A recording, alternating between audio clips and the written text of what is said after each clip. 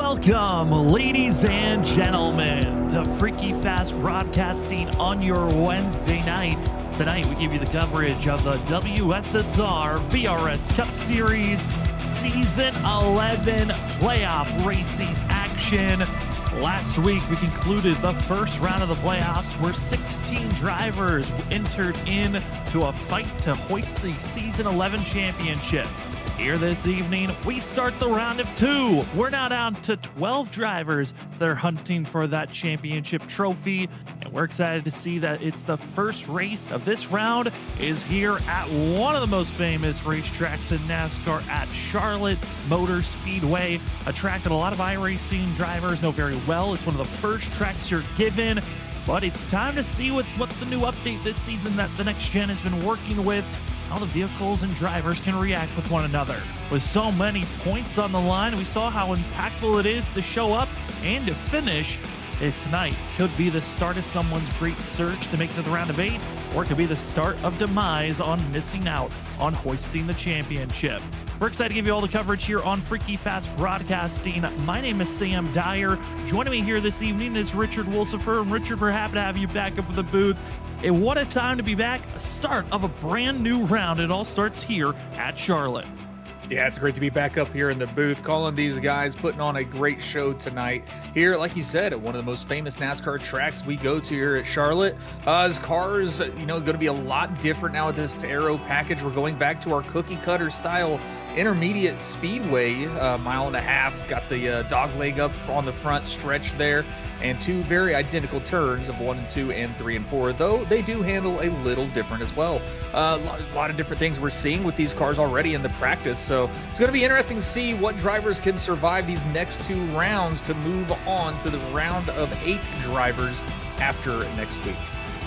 Bonus points have been awarded to drivers. We'll take a closer look at how the points look like after qualifying, but a lot of drivers ready to resettle in. One of those being John Forbes, who found himself in a position last week. If he had a poor finish, could have missed out on the playoffs, but luckily made his way into the round of 12. A lot of other drivers also kind of sneaking their way in. Shockingly, though, drivers that got eliminated and are out of the playoffs: Joshua Kanata, Chris Stitz, Nick Crawford, and Ryan Kelly. Going to be the drivers that are out of the playoffs, and sad to see them go, but the drivers that are still in hunting for a championship that just snuck their way in, Shane Terrian able to make it in, Cedric Hunter, both drivers that were cut close to the cutoff line, but luckily had enough points at the end of the day. You can see drivers looking on how they want to maximize their speed, going a little bit over the line, were some of those there, but it is now time to hit your marks. Qualifying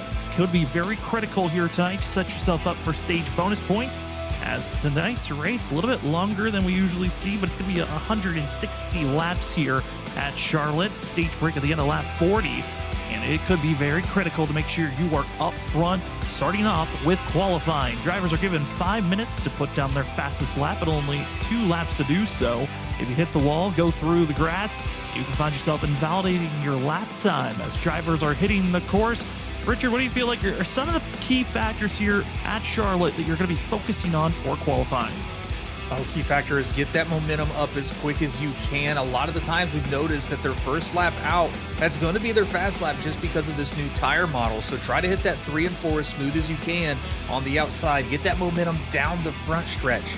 Now, wherever you can get that car to stick and carry that momentum through the turns, find that line and keep up momentum. Stay off the wall if that outside line is going to be the line you need to take. Because like you said, any exit you achieve in this qualifying run, whether it's a wall tap or hitting that grass, it will invalidate that lap, and you would hate for your heater to be completely negated, as we are watching right now as the 77 of Drew has put down his lap at the current moment. Drew Jewis starting lap number 1, exits out of pit road, winner of last week's race at Chicagoland. It was a rough one at Chicagoland, 11 cautions last week as we had to enter into overtime, but Drew Jewis able to find the success there that evening. Shane Terrian came away second. Both of those drivers hoping to continue on with great momentum, but top of the board, give it to the one machine of John Forbes Jr. with the 29.473. That's already 1/10 above as Drew Jua's lap is toast and over, hitting the wall, and he's gonna have to go for a reset. Luckily, didn't cross the line to start lap number 2, so Drew Jua will have a second attempt at going for a fast lap. But John Forbes gonna be now Colby DiCarlo gonna be the top 2 drivers, as John Forbes is above our other top 3 drivers, excuse me. 1/10 currently is that one machine trying to set the tone early, I would say, for this round after how rough Indianapolis and Chicagoland went for the one machine these last 2 weeks. Yeah, a rough start to the playoffs, but still had enough points to carry over and be able to make it safely into this round of 12 drivers that we have now. But John Forbes still trying to keep that momentum from the regular season. He's got to rebound himself from those past 2 races and hope for a better run here. This will match more of what we see John run faster at, so he should have a smoother run. But again, there's still traffic out there, there's still other drivers racing for position. He's got to make his way through, but sitting in pole position gives him a fantastic start to this race as Justin Malarkey passes the line right now and is going to qualify 10th with a 29.778 currently for his first lap.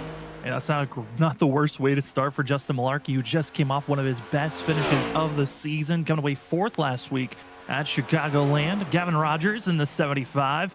I talked to him a little bit. He felt pretty confident coming into this race after talking to him last night. And I mean, Richard, we know Gavin's always quick. He's been trying to refine his identity in getting the pole. Seems like with this new update, he hasn't really found that quick one-lap pace that he once had before in previous seasons. Well, this 75 brushing the wall there, that might already throw away this lap, and he's trying to slow down before crossing the line. Not going to be the case, and that might be qualifying for Gavin Rogers right there.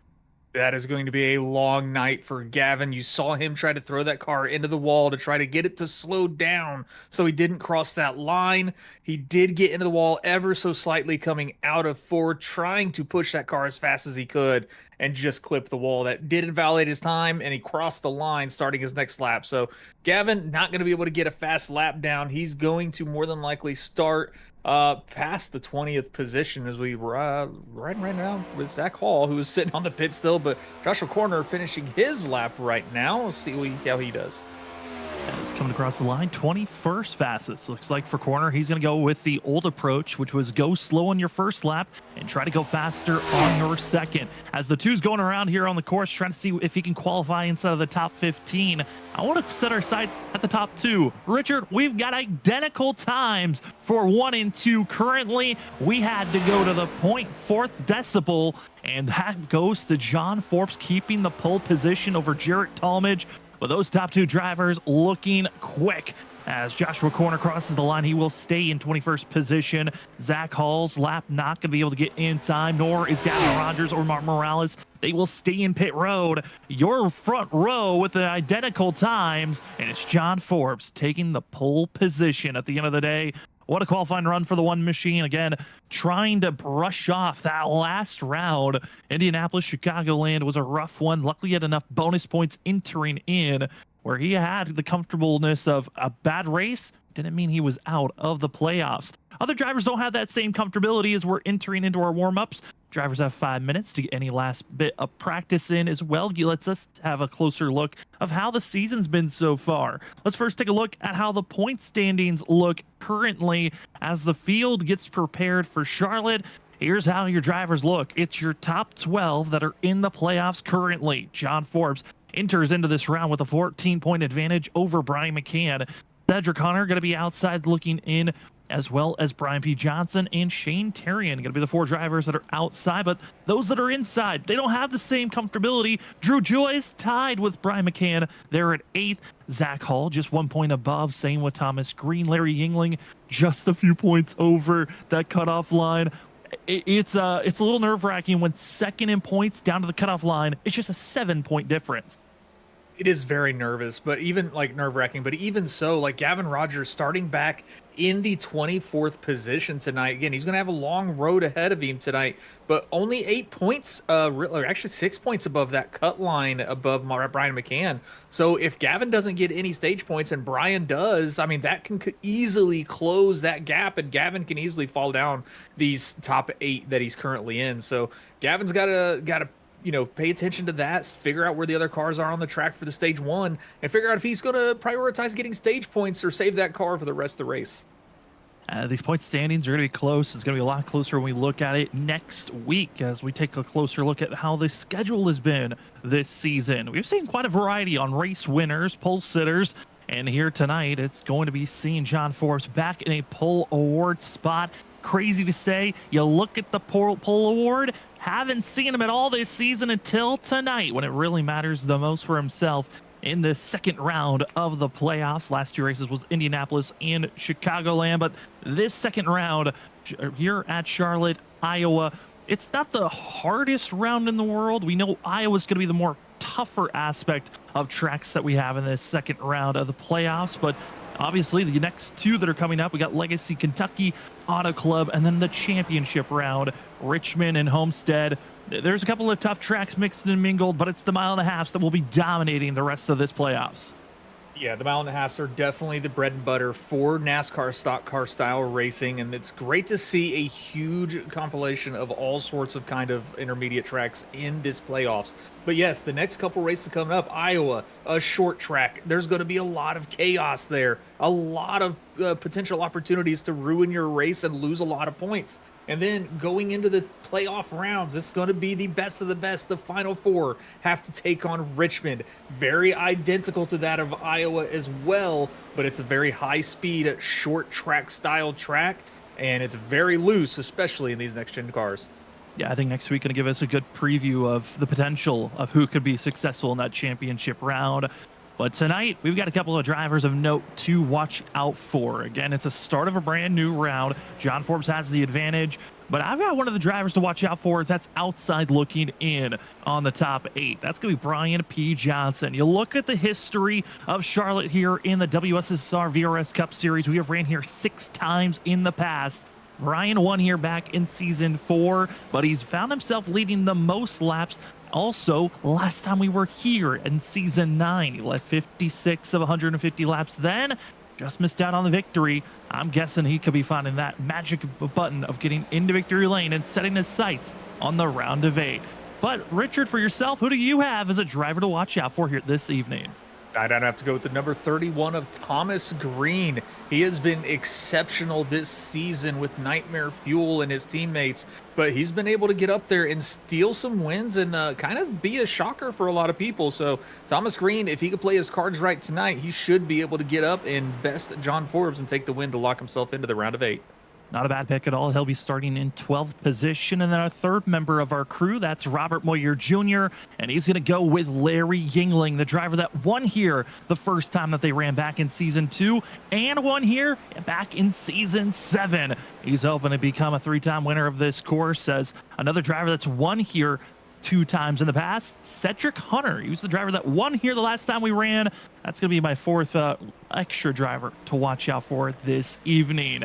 As our warm-up's coming to a close, we also want to give a huge thank you to our sponsors for the WSSR VRS Cup Series, being first and foremost the title sponsor, VRS Virtual Racing School. Head on over to thevirtualracingschool.com to see all the ways that they can help you to become a better driver today and beyond. If you're looking to get yourself into racing rigs, go check out GTR Simulators. And if you're finding yourselves needing a trophy for any type of event you're looking for, from local sporting events to just propping up your own stats and abilities, go check out Trophy Smack today to see all the customized trophies and the ways that you can find pre-made trophies today. And as well, I want to say thank you to Sim Precision Prints.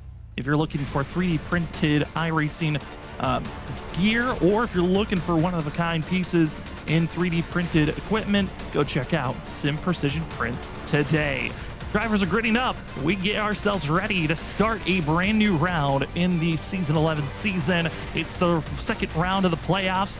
here for the round of 12. It currently starting at the top of the board. They have got identical times, and they're going to be having pretty close speed. It's the teammates from Nightmare Fuel of John Forbes Jr. and Jarrett Talmadge.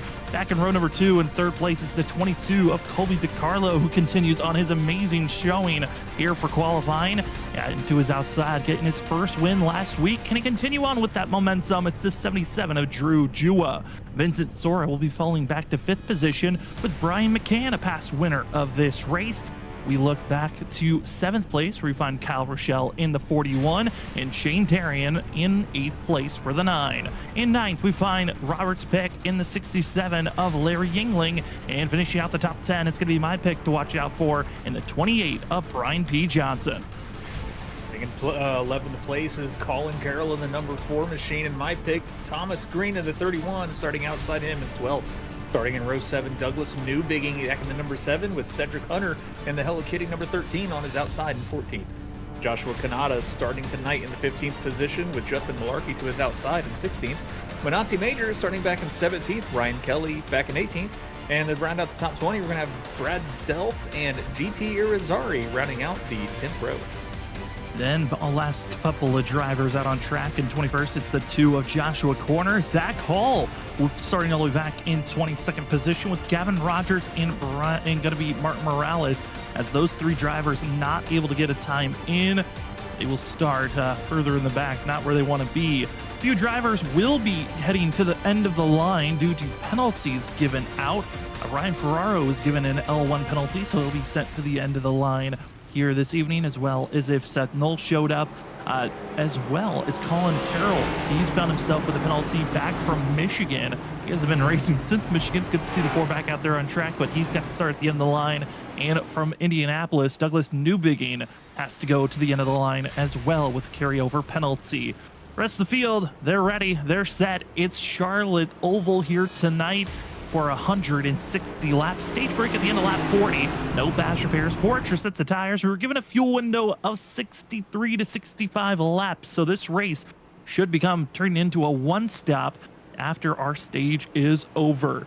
Charlotte's not known for bringing out a lot of cautions. The most that we've ever seen is 4, and that has happened 3 times out of the 6 times that we've ran here in the past.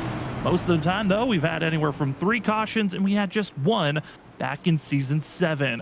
Are these drivers willing to play nice? Are they wanting to get up front immediate? It's going to be a question of who's willing to test their skills on patience and find that balance of aggression as well. The WSSR VRS Cup Series Season 11 playoffs continue here tonight. The second round begins as race 1 and 2 at Charlotte is underway. Green flag for Nightmare Fuel. John Forbes, Jarrett Talmadge roar down into turn number 1. Here we go, Richard. It's a start of a new round. New round, new start, new race. A great start for the Nightmare Fuel teammates on the front row. And it looks like John Forbes should be able to clear his teammate and take control of the P1 position there. But Drew Jua following in suit, trying to follow these guys and get the position. But the 22, a huge sin onto the inside to get around the 77. But he's not going to have the momentum as they are 2 by 2 crossing the line as John Forbes will lead the first lap of this round of 12. Starting off with the pole, going to be starting off with leading a lap on top of that. And now the teammates going to be in line, the battle for third place. Drew Jua going to be Colby DiCarlo, going to be side by side. And that 22, that last lap, he got shoved into turn 3 by Vincent Sora. Now it looks like drivers trying to back off, find their footing. And here at Charlotte, a track that has space, if you can really keep to your lane, you can go 3 wide.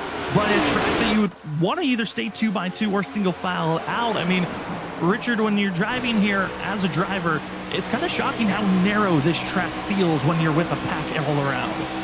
It is very narrow from the driver's seat. I mean, we can watch from the cams like the chopper cam, the other cameras also, and it looks like these cars can get 4 cars wide in these turns and the straightaways, but you don't want to really do that. Like in the driver's seat, you don't feel like you have a ton of room. This track closes in really quick up to that wall, and there's just not a lot of space for more than 3 cars, and even 3 cars is a little scary at times. It looks like the number 9 of Shane Terrian had a huge sin, drifted up the track a little bit, but kept it off the wall, kept it straight. Brian McCann trying to make a move on the inside of him. Inside, outside, we're going to see a lot of usage on either parts of the track. Drivers not expected to rip where the wall is. You can see that black seam through the corner. A lot of drivers try to either be below that or right on that seam. Drivers trying to keep it close as possible as Brian McCann in the 8. Shane Tarian, close little action there for the battle for 4th position. Behind them, the 22, as well as seeing the 28 of Brian P. Johnson. Johnson is on the move. Part of a cluster of drivers that have moved up 3 to 4 positions from where they started. And without a sponsor, that great 28 trying his best on the outside to continue moving forward. Again, noted on the fact that he has led the most laps here 2 times in the past. That season 4 win, he utterly dominated, led 135 laps of 160. Just showing if you can find yourself with the right car track combo, you can dominate scene up front.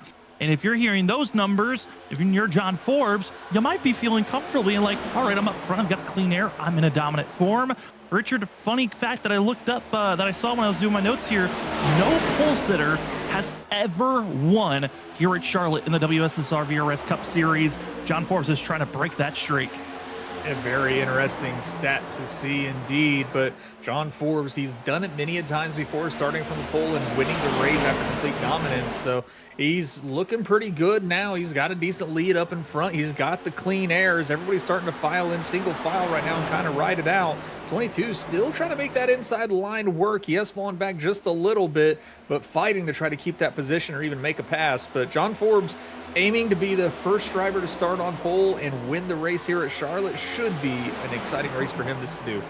Certainly should be, as seen drivers faltering back. That's the 22. That's Colby DiCarlo, who continues to just not really find a footing right now after starting in the back. As drivers further on back doing a lot of slicing and dicing around one another. That was Brad Delph and GT Rosari going with the big wiggles. But this 22, I mean, giving up time, kind of similar to what we would see in the older generation of vehicles where you would want to save your tires. This next gen giving up that amount of time. He's already given up 8 positions. That 22 I'm nervous about.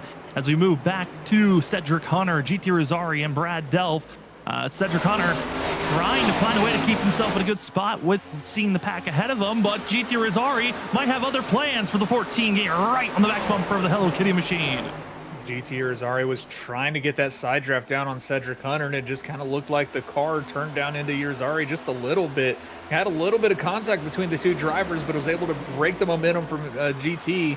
Cedric Hunter able to maintain that position, but Rosari is not giving up as he dives to the inside, trying to make that inside line work for the pass. The downside about that, you might be the quickest or the shortest way around the track, but it's not necessarily the quickest. That momentum coming off that outside lane, off the turns, has a lot of speed, and it makes it really hard to make passes on that inside lane. As drivers are starting to slow down. It's on the backstretch. A lot of movement going around. It looked like it was Brian McCann and Thomas Green making slight contact off the exit of turn 2 the last lap.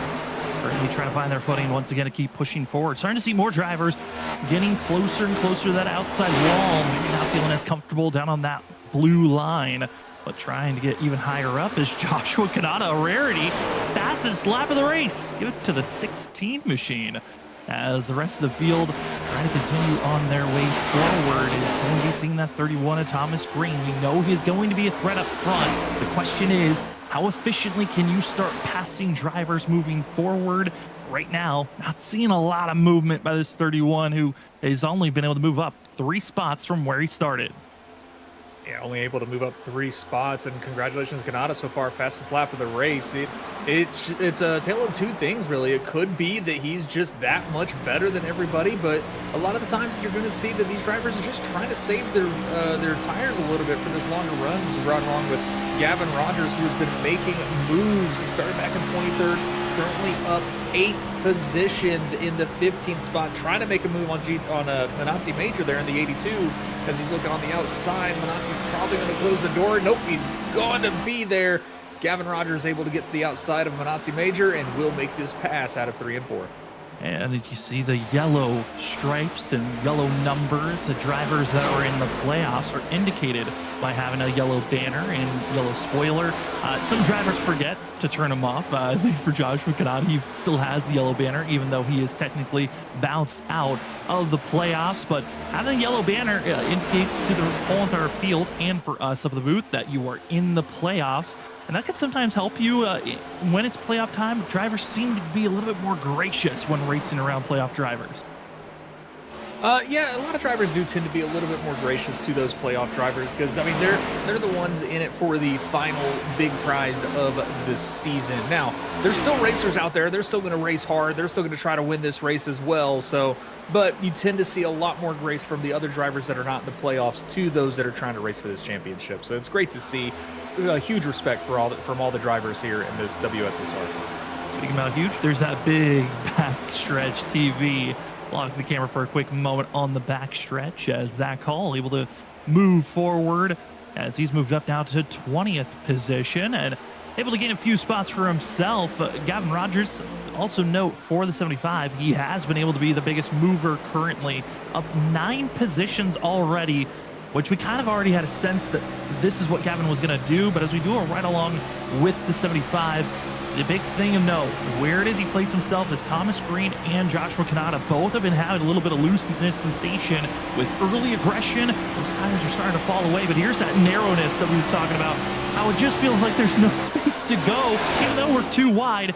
And if you can find the opening, you're willing to take it as Gavin Rogers continues to rip the top and just trying to be easy on these tires off the exit of the corner. Yeah, Gavin's doing everything he can to try to move his way up through the field as he's making the move on Thomas Green right now. Great work, great move, and fantastic work from Gavin making his way through the field as well. He's done a fantastic job. The question is how long are these tires going to last for him to get to the stage break at lap 40? So we're almost halfway through the stage, and Gavin has made up extremely good time. Right now we're riding along with Larry Yingling, who's trying to make a move here, following Brian McCann, trying to make the move on the number 41 machine of Kyle Rochelle as well. Yeah, and as these drivers are getting pretty antsy, I think the main reason why they are seen in front of them, battling in our top 6 positions, is starting to ramp up. Our top 3 pulled out to almost a full second gap over 4th place of Shane Tarian, as well as Vincent Sora, Brian P. Johnson.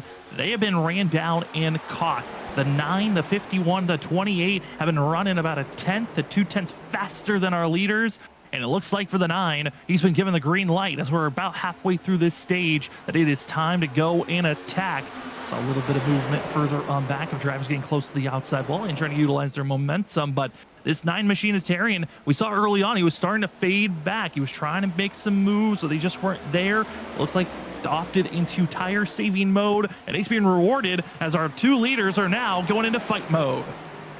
2 leaders seems to be challenging each other now. Teammates trying to fight for that lead. Jarrett Talmadge trying to make the pass. They are side by side. Oh, Jarrett Talmadge tried to make a move on his teammates to get the lead. John Forbes able to defend it and maintain at this current moment. And seeing Drew Jua slowing down as the 77 as he got loose. I don't know exactly what happened to 77, but he got extremely slow in the center of 3 and 4. And just gave up all amount of time just on the entry turn 3. Trying to go gingerly around the course. It looks like might have to reset, but something was I just saw what it was. He got on the apron a little bit through 3 and 4, snapped loose, and able to recoup and save that vehicle. Big slide. Drew Jua happy the fact that he's still close to the top 6, with falling now down to 7th. Seeing the drivers and where they're running at right now, Richard, still 20 laps to go in the stage. But, I mean, looking up front, seeing drivers starting to pick up the pace. John Forbes doesn't want to relinquish that lead position. But Vincent Sora in this 51, I think he's probably my picture-perfect driver that he could try to steal away this stage win. Yeah, Vincent Sora has always been good on the long runs, especially at these tracks. Not very flashy to start these races out, but he keeps those tires nice and happy, doesn't get them angry as he's trying to look to the bottom side here of Shane Tarian, trying to make that move on the number 9 machine. But Vincent Sora, he's got a lot of really long pace speed, and he is showing that right now, trying to make his way up to the front to try to take this stage win away from John Forbes.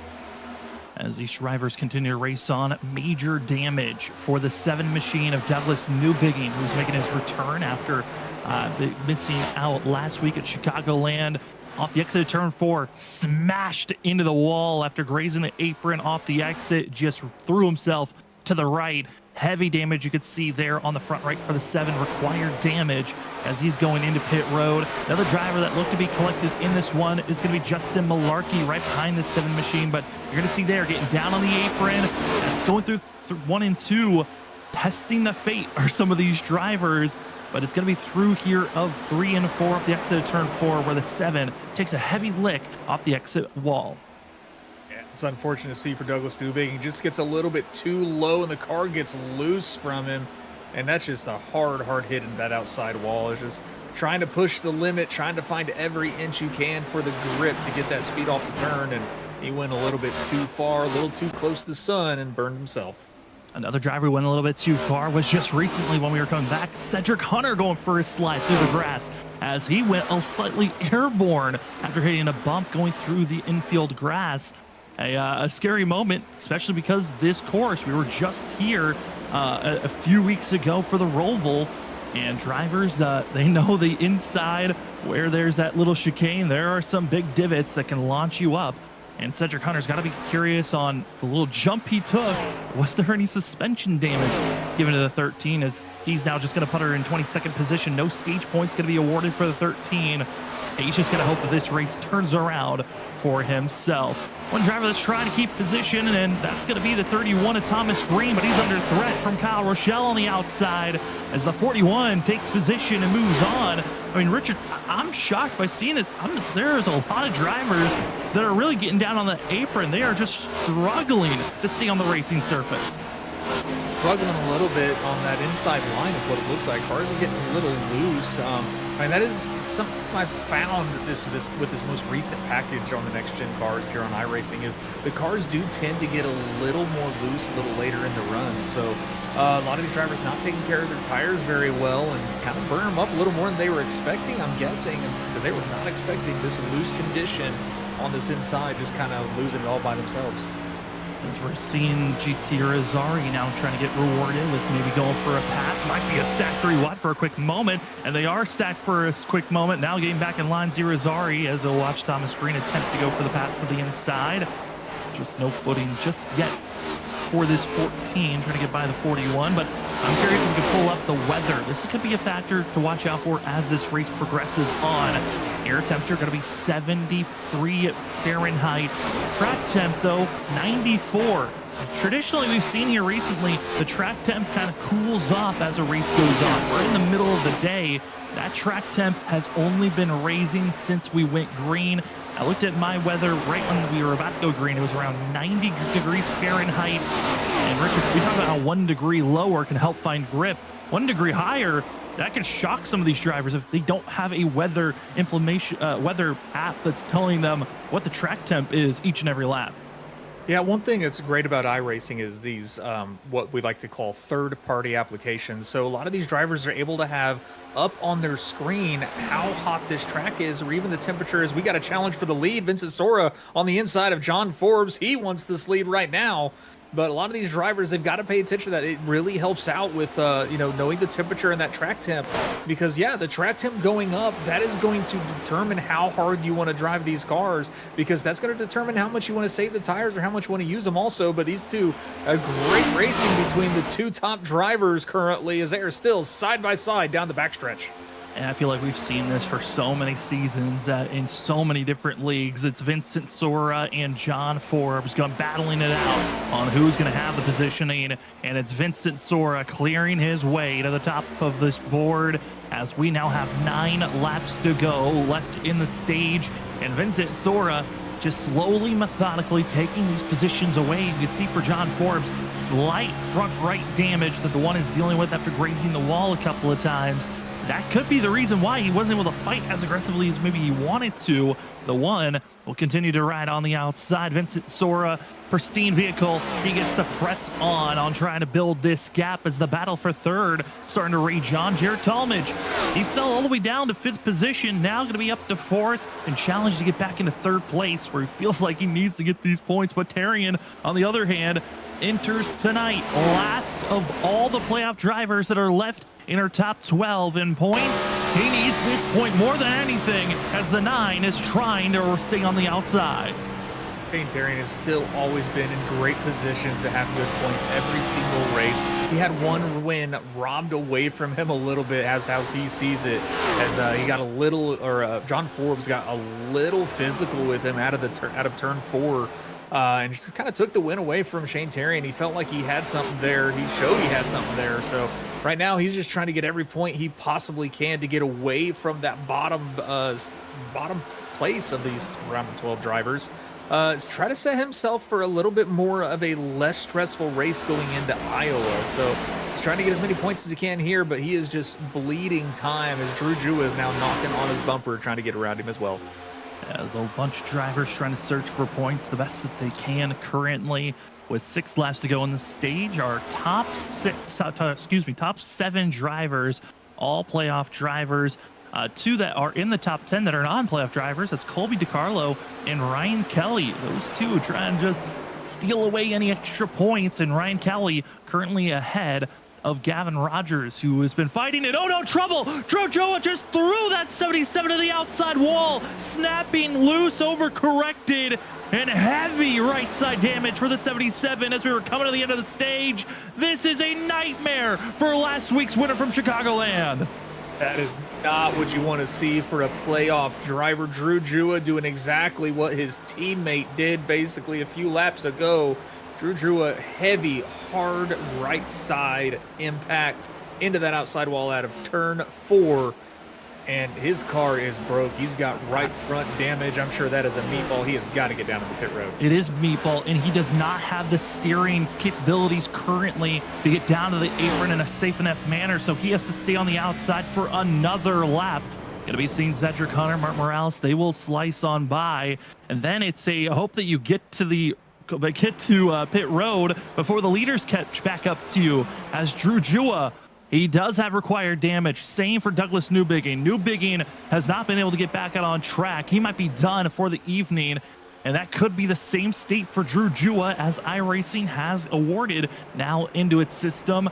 Too much damage on the vehicle. We cannot repair it, and you cannot go back out on track. That is your worst sign that you can get. And with how hard that lick was and where it was, Drew could be done out of this race before the stage is even done. Yeah, that is not something as a playoff driver wants to see. If anything, you at least wanted to get some bonus points for that stage finish, but he's potentially going to have he's definitely going to have 0 stage points at this point, and now he's just got to hope that other drivers have bad days and he can get some damage repair to get back out on track. But that is an unfortunate situation for Drew Jua and not how you wanted to start this round out. Absolutely not, and Drew Jua has disconnected. He was given the sign. Drew is done for this evening's race. Didn't even get any bonus points, was the 77. And now for the rest of the field, we got one more lap to go before the stage is over. Gavin Rogers, who we talked about maybe not even getting a bonus point, he will now be in a prime position to at least get 1 bonus point for himself. And with the stage yellow right around the corner, a reset could put this 75 into a fighting chance to challenge some of these front runners. But up front, it's the 51 of Vincent Sora. He was slowly, methodically taking each position he could. He let his teammates in competition race it out, and it's a 1-2-3 finish at the stage for Nightmare Fuel. Vincent Sora taking stage 1 here this evening. What a start for Nightmare Fuel, but what a perfect start for Vincent Sora. Yeah, a great start to this round for Vincent Sora. Going to get those 10 bonus points for the stage, plus leading a lap. So extra 11 points to put in his pocket for this playoff round. And that can almost help secure him moving on. What can really help secure that, though, is finishing off and getting that win tonight. That's what he's hoping for. 22 drivers still out on track.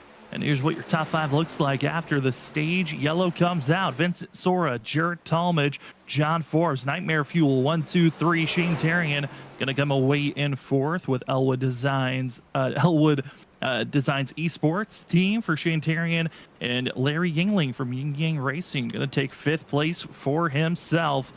As drivers trying to woe up as they see the safety car about to be heading into pit road. And with that first showing of laps here this evening, Richard, a good sign, you could say, for Vincent Sora. Same for Jared Talmadge. If you're John Forbes, we saw that slight front right damage that the one had. Curious if he's going to stay in and get that repaired, or if that's just a visual glitch that we're seeing on our end. And where will the pace be for the one, and what can he change as drivers enter into pit road, where we have seen a lot of passes be made here in this season 11 of the WSSR? Who can maybe steal some spots here as pit road is about to get underway? Pit road is very busy, and yeah, with John Forbes, he's got that right front damage that can mess with the balance of the car. So he's got to make the decision. Does he want to stay and get that damage repaired? It can't be that much damage, but he does miss his pit box. He's got to back up. So that's got to be even more of a decision he's got to make, to go ahead and get the damage or lose a whole bunch of spots. But it's he's going to be starting either up front or near the back. We'll have to see what he decides on doing, but drivers are all pulling out of their spots. John Forbes does stay in, get that damage repaired, I believe, but a ton of spots lost as Vincent Sora pulls out first. Major time loss for the one machine. Went from being 3rd now down to 6th, and a couple of other drivers trying to gain positions, but majority stay where they were at when entering pit road. Looking further back in the field, some drivers of note that did stay in for a slightly extra time. Joshua Kanata looked like he missed his box, had to back up. Same for GTA Rosari, had to back up. And Colin Carroll back in 18th had to do a slight backup. A little bit of damage repair going to be given for Joshua Corner in the 2 and the 91 of Martin Morales. As we will see, can we talk to our stage winner who had the perfect pit stop he was looking for, able to keep that top position for himself. We'll see if we can queue up the 51. Vincent Sora, it's Sam and Richard up in the booth. You got us? I hear you, boys. Well, stage winner, you come away starting 5th here tonight. You slowly make your way forward, take the stage bonus points, come out of pit road leading the way. How are you feeling to start out this evening's race at Charlotte? I feel really good. I think my car's got a lot of speed in it. This has not been a track that's historically been very good for me in these cars. But I feel really fast tonight. I was really able to hook the bottom better than it seemed like everybody else that was ahead of me there, and I was able to make really good time on them. So I'm hoping that clean air makes my car feel good, because last week clean air was a detriment, and as soon as I got the clean air after I got around John, my car kind of started handling worse. So I'm a little bit nervous and interested to see how it makes my car handle, but I think regardless here, I've got at least top 3 speed. Yeah, Vinny, a fantastic stage 1 for you, and that'll be a nice little buffer also for the playoff points. I mean, how are you going to treat the rest of this race knowing Iowa's next week? Yeah, I mean, I treat every race the same, and the only thing I come here to do is win, so yeah, I don't even really try to think about points too much. I think that can kind of psych you up and get you in a bad mindset. So I just come here to do the best that I can and get wins and do burnouts. Sounds good, Vinny. We'll send you back to your team, and good luck here this evening. Thanks, guys. As that will be your Nightmare Fuel driver of Vincent Sora. Nightmare Fuel still going to have the front row. It's Vincent Sora, Jared Talmadge. Behind them, Shane Tarian, Larry Yingling, and Brian P. Johnson. Going to be your top 5-6 places. John Forbes, he's got to find a way to move forward. But for us up at the booth, we're excited to get back to Green Flag Racing as race 1 of the round of 12 is underway. Talmadge to the outside wall. He just couldn't go and dumps it for himself as he now gets up to speed. Wheel spin, not a factor I was expecting to see for these drivers, but the 27 from 2nd all the way to 22nd. It's not what you want to see on a restart. Talmadge gets the wheel spin. Was, like you said, not expecting wheel spin here at Charlotte. That is not something you see very often, but Jarrett showing us the impossible is possible there. Oh man, not a great start to the final stage here for Jarrett, but he's still got a lot of racing left. He can definitely get his way back up to this field. Just hope there's not a lot of damage on that car, and hope it doesn't upset the balance. I hope you don't, but one driver that's excited with the mistakes, Shane Terrian, able to make the pass, now going to be moving up into first place. Brian P. Johnson now going to be trying to fight his way forward to get by the 51. And Vincent Soro went with from I've got all my allies to where did they go? Now boxed in with Yin Yang driver Larry Yingling having the season 1 champ of Brian P. Johnson. And Terrian trying to figure out, does he want to pull away or just settle in and protect these tires? A lot of struggles on that choice you want to make as that front runner. You've got to set the pace and the tone, while everyone else, they can always go a little bit slower and save a little bit more than the pace you're going. Yeah, it is always a tough decision when you're leading a race because you can, like you said, you can set the pace of the race, but those others behind you, they can slow down also and make you waste your stuff more. So right now, he's just kind of out there running. We saw what happened with John Forbes as well. John Forbes got out there, had a huge lead for a while, and he just slowly started losing time to Vincent Sora, who was able to save a little bit better. So right now, Shane Terrian's got to set the pace for these drivers if he wants to be able to save those tires for the end of this run. Now seeing the 22 of Colby DiCarlo resetting, and with the stage break that comes out, you know there's an absolute caution coming your way. It gives you an opportunity to reset as a driver. Maybe you realize that first stage, I gave up too much time. It's time for me to get a little bit more aggressive. The 22 is taking the opportunity to pounce and trying to move forward, currently in 7th place. Another driver that's taking this opportunity as a few drivers brush the wall, gets to the corner. Then this 75, Gavin Rogers. Richard, he's got to be happy with having this stage yellow, but he did a majority of the work under green flag conditions under that first stage to go from last all the way up to now into the top 10. Yeah, and the thing was, Gavin also was still gaining time a little bit on those drivers in front of him, even after working his way up through the field. So he's got to be happy about that, and that's got to be, you know, a great morale booster for himself, not being able to get a qualifying lap down. He's got a great view ahead of him for the rest of this race. He should be able to make quite a few positions before that checkered flag drops, and he's got to be looking forward to that.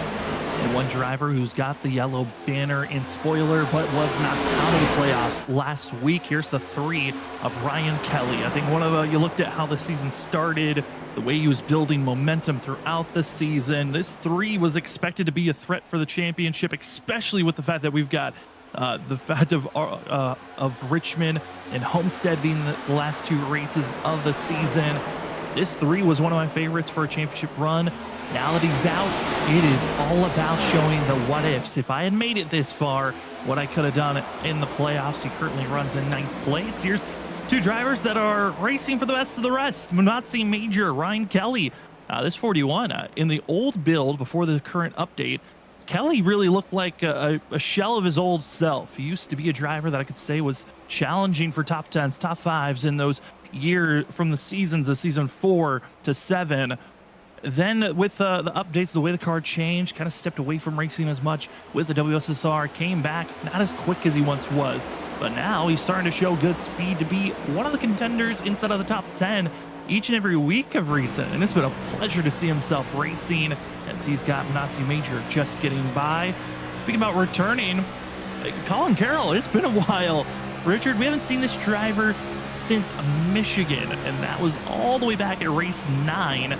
We're currently here tonight, race 15, so it's been 6 races. Oh no, Kyle Rochelle spins, slides, and nowhere to go as Carroll throws it into the wall. And I'm so sorry, Kyle, for the commentator's curse on that 41.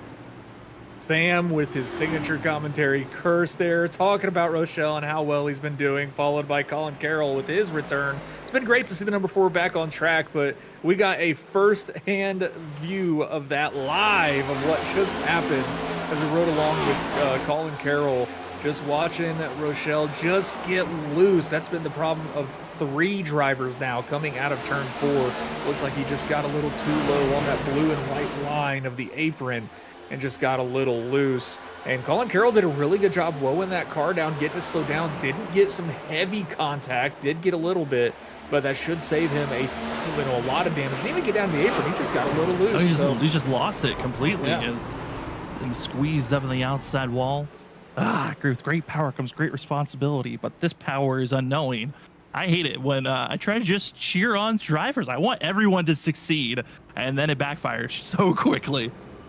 Yeah, you want everybody to have their time in the spotlight, of course, especially drivers that, they don't see themselves up front all the time. But Kyle Rochelle, just unfortunate timing being talked about, some great praise and having him return to the racing and, just doing extremely well. Just gets a little loose coming out of 4. So unfortunate to see. Not some severely heavy damage. Should be able to get this within this caution, if not even another one if we get it. So it could have been a lot worse for both of those drivers. So heads up, great heads up driving by Colin Carroll to reduce the amount of damage they both could have received. As we're looking around with our camera work from our producer, Robert Moyer Jr., trying to see how bad is that 41. Honestly, Kyle Rochelle came away with barely anything, just a few scrapes here and there. It was Colin Carroll that really took the brunt of that damage. And for the 4 machine, they're back out on track, just got a little bit of damage repair and back out on course. So it looks like for both of them, they scave away even with the slight taps that were given around. A few other drivers taking opportunities with this caution flag coming out. Jared Talmadge going to top off on fuel. Going to be seeing Joshua Kanata, Manatzi Major, as well as Justin Malarkey and everyone else that pitted, taking 4 tires and fuel. We'll see how well they can march through the field, having about 10 laps difference on green flag running tires. Officially 12 lap difference on tires as front runners keep their positions, get to cool off the set that they currently have on. And Richard, I'm curious for our front runners. We saw Vincent Sora back off. Is he willing to back off again, or do you go into aggressive mode to try to press the 9 and the 28 to force them to use their tires? This is going to be a good kind of a picture of where some of the drivers feeling, because I got a feeling John Forbes is in full of seeing red. He needs to get up front quickly. Yeah, and this is the downside about, when cautions come out is you have a plan in your head, you have the path you're trying to race, and then you get a caution. And granted, it's accidents, it happens, but it completely throws off the mindset of what you're going to do now. You got to kind of reset, figure out the new game plan. But Vincent Sora, I think he will probably stick to the guns of saving the tires. He might push a little bit more now since they've got a little bit of a heat cycle in them, but I think for the most part Vincent's going to still save those tires and try to get for that late laps surge later for this green flag run. Drivers are ready, they are set, so are we up in the booth. Want to say thank you to our sponsors again of VRS Virtual Racing School. Want to give a huge kudo to them due to the fact of the Virtual Racing School was giving out awards to some of the drivers that are racing here in the playoffs. And some drivers are able to win some random drawings. Random driver that was finding themselves taking the random draw, Kyle Rochelle. Yes, he might have had an unfortunate moment there. He was able to get a subscription, as well as Nick Crawford, Samuel Garcia, and Ali Fonseca, all able to get a VRS subscription due to racing here during the playoffs. As drivers get the green flag indicator, we are back out on track. Terry and Brian P. Johnson, where is your mindset now, as they were trying to kind of set the tone, hold back the field? Now it looks for Johnson, it's go time for himself. Sora seeing an opportunity as well. We're going to be stacked 3 wide now, an absolute 3 wide, battling for the top position. Further on back, GT Rizar going to be blocking Cedric Hunter, but it's Johnson with the massive run, and Terrian from the lead back to 4th as John Forbes rips the top with the 1. Forbes sitting back there in 3rd, trying to get around Shane Terrian also, but Brian P. Johnson, a phenomenal surge to the front, able to get around and take control of this lead. But Vincent Sora, he is in go mode. It looks like he is trying to challenge to get that lead back and try to get that fresh air, that clean air, and get no draft, that he's going to be behind. Going to try to look low, but Ryan P. Johnson's going to cut that lane out from underneath him there, so they're going to fall back in line. But Larry Yingling back there trying to go low on Shane Terrian. He's trying to get a pass. Shane Terrian just keeps falling and losing positions. He keeps falling and losing positions, but can he be rewarded? The question is, how aggressively is he kind of using up his tires, or is he just naturally letting drivers go on by and he's trying to conserve for a later on run? Again, these drivers expected to turn this race into a one-stop still from here. We cannot make it on fuel until we're around lap 95 to 94. That's when drivers know they are absolutely good to make it to the end. So drivers know that this little stint we're having, more knowledge can be brought in. You're setting yourself up with track position for that pit stop. That's what we're starting to see, a little bit more aggression building up if they want to be up front, as Johnson leads, Sora second, and John Forbes trying to rip the top, but that outside row just continues to get stalled out because Sora is blocking it off the exit corner every time. Yeah, Vincent Sora is doing a really good job getting up to the outside of the wall, off the bottom of the track, kind of blocks that run that those guys generally have coming from that outside lane. But Vincent Sora is doing a good job playing a really good defensive line, keeping that bottom line protected right down on that white line almost. And he just slides up, cuts off that run from the number 1 of John Forbes. Not much of a run that time. They're just kind of riding around, it looks like, at the moment. So it looks like it's about tire conservation at the time being. So one thing that these drivers, one thing that helps out, realizing that your tires are a resource like fuel. There's times to spend it, times to save it, and right now I think we're seeing the time that a couple of laps they surged forward, had some great speed, trying to get around people. Now they're just kind of falling in, fitting in their position, just going to make those tires last as long as they can for a long, late laps speed. Here's only one of the drivers that's in a must-use format. That's Zach Hall. He started this race around where Gavin Rogers was, back half of the field, started 22nd position, excuse me, while Gavin was 23rd. Gavin was able to already move up into our top 10 very quickly, and Zach Hall is now starting to see signs of that 75, just being patient, working his way forward, kind of being the more under the radar mover compared to the big dashing move forward that we saw from the 75. 75. Looking on that bottom line now, he's getting challenged by Thomas Green on the outside. Yeah, just kind of falling back just a little bit. Ooh, a little bit of a wiggle from Larry Yingling up front. Coming out of 4, another driver getting a little loose and a little wiggle coming out of 4. So that seems like that's going to be the problem place in this race later in these runs when these tires start to wear out. So they've got to worry about that. Can't put the power down when these rear tires start to wear out. Yeah, that exit turn 4 just continues to mount into a bigger and bigger issue to watch out for, as Larry Yingling going to back off. Gavin Rogers willing to set the tone, moving forward, able to get by that 67 quickly. But you see all those drivers brushing into the outside wall of turn 4 as well. The inside, the outside, turn 4 is just a danger zone, especially that outside wall, the exit of the corner. It kind of feels like the wall reaches out at times. It's almost like a magnet that pulls you in. Drivers have to be careful not to follow another driver into that outside wall, or make sure that if someone hits the wall, they don't ricochet into, like we saw earlier happening with Douglas Newbigging, into Justin Malarkey. As seeing the outside, how close these drivers get to that outside wall. You almost can't even fit a piece of paper in between where those drivers are to the wall up the exit of these corners.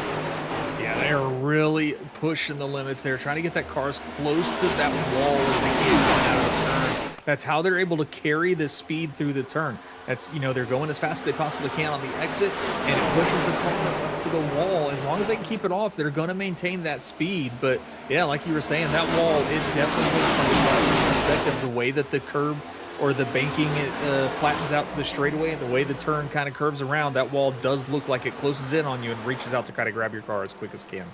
Starting to see drivers all mixing and mingling. Where can they find clean air to place their vehicle to have a better exit? As Zach Hall, quick moment for himself. GT Rizari has been, I would say, the center of the storm in a way, the eye of the storm, as this 14 has been blocking playoff drivers. He's been bounced around looking like a pinball, and right now is being bump drafted by the 27 to Jarrett Talmadge, who's getting irritated on the fact that he's following the 14. I'm getting nervous on Irizarry, more so on the fact of who might get tired of the shenanigans and might have pressed the 14 past his limit. As you see there, Irizarry just moving up gingerly to the outside and almost putting Talmadge into the wall there. We were talking about respect for some of the drivers, about playoff drivers, but right here, GT Rizari, like any other driver out on track, he's here to race. I mean, he's not giving these positions up easily to these playoff drivers. He's making them work for it. That's exactly what's happened. Jared Talmadge is having a heck of a time trying to get around GT Rizari, but he's got the outside line. Finally, he's going to have the momentum off the turn. He should be able to clear him, and Rizari is going to fall in behind. Falls in line. Now Kyle Rochelle, who just saw go for a slide. Now he'll attempt to go to the inside groove to get by the 14. And we'll mire back to this battle periodically because we're starting to see a little bit of more movement for the lead position. Brian B. Johnson, John Forbes, Vincent Sora, they're back to their fight. And these three drivers starting to pull away about a half a second ahead of Shane Terrian. And this is looking eerily similar to what we saw happen during the stage racing, that first stage in the first 40 laps. After a 30-lap run, that second pack closed in quickly, and what was once a 3-4 driver lead turned into a pack of 7 that were on top of each other. So for this top 3, if you're Vincent Sora, you better take the lead and run, because I got a feeling Shane Terrian, Larry Yingling, Thomas Green, yes, they've had little slides here and there. They might start to close up on this group here in the next 10 to maybe 15 laps if we continue to stay green. Yeah, I think the drivers up front, Brian P. Johnson, he might have used a little bit more of those tires than what he was expecting. Vincent Sora, like I said, he was going to save a little bit and try to get the later run, and he's doing just that. And I think he brought along John Forbes with that strategy as well, as John Forbes now looking to the inside of Brian P. Johnson to try to get this second place and follow his teammate to the lead, as Vincent Sora now in fresh air has got a substantial lead in front of Brian P. Johnson and John Forbes.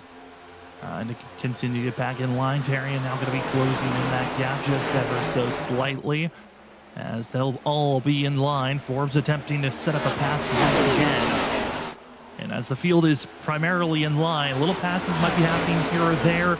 But we are going to be taking our first commercial break of the night. Don't worry, you won't miss a thing, as we will go side by side as the field gets prepared. Pit stops could be looming here in the next 20 to 25 laps as we give you more great racing action. Again, we'll be side by side as you're watching the WSSR PRS Cup Series Season 11 playoff racing action. We'll be back for more of the Charlotte Oval here in just a few moments. We'll see you after the break.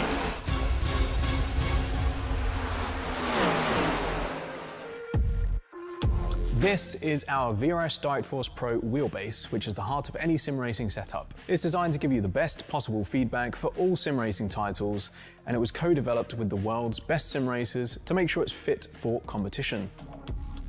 Right from the beginning of the development of the VRS systems, we threw it straight in the deep end. We were racing World Championship level events, and that allowed us to get the best possible idea of what we needed in that competitive environment to be able to push the product forward to obviously what you're seeing today.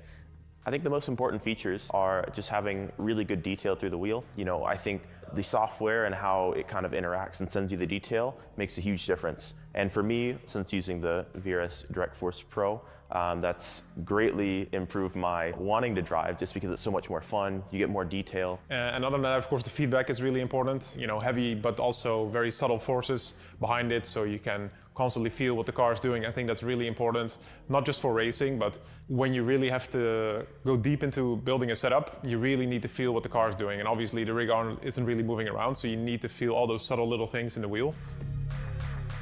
The wheelbase makes use of an industry-proven Midge servo motor, directly feeding up to 20 Newton meters of torque to your steering wheel with close to zero mechanical notchiness, damping, or friction. The shaft can be equipped with an adapter to make it suitable for any wheel.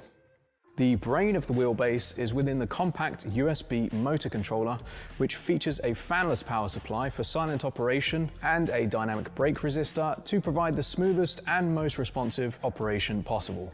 Our firmware is provided on our website to give you full control of the wheelbase, with multiple profiles for different sim racing titles, completely customizable to your liking. And is all designed to help you get on pace faster. You can shop for the VRS Direct Force Pro wheelbase and all our other hardware directly on our website, vrs.racing.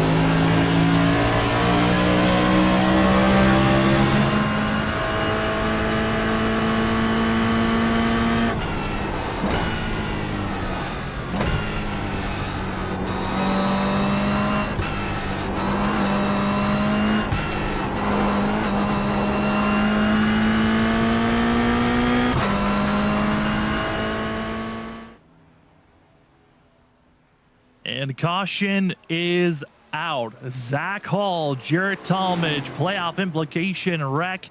And we've been keeping our sights on the 32 to see how bad that damage was as he's heading his way into pit road now. Same with the rest of the field. But here's what brought out the caution. Richard, I mean, we were just getting ready to come back from commercial break, and we kept our sights on this pack around 10th on back. They were starting a little bit antsy, and tire wear strikes as the 22 gets loose. Tries to correct it, but there's a vehicle to your outside, and it's Zach Hall, the innocent victim. Yeah, unfortunate to see Colby DiCarlo getting a little loose, and I mean ever so slightly loose coming out of turn 4. I mean, we've seen it a lot worse, but he tried to correct it, overcorrected, got into the left rear tire of Zach Hall, and then Zach could have just let the car spin down in the grass, but tried to correct it, also tried to save that car to keep it going straight and just head on hit into that outside wall. So heavy damage for the 32 freaky fast machine of Zach Hall.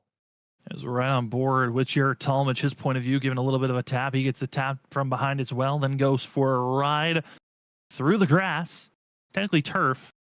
And the 27 just continues to slide, and finally able to straighten it out for pit road. And just those 3 drivers going for the biggest of rides. It's the 32 that gets the most damage for himself. Hall still sits in pit road, but based off of our assumption of watching a lot of and being in sim racing, I got a feeling this is going to be a much longer stop than Hall would want.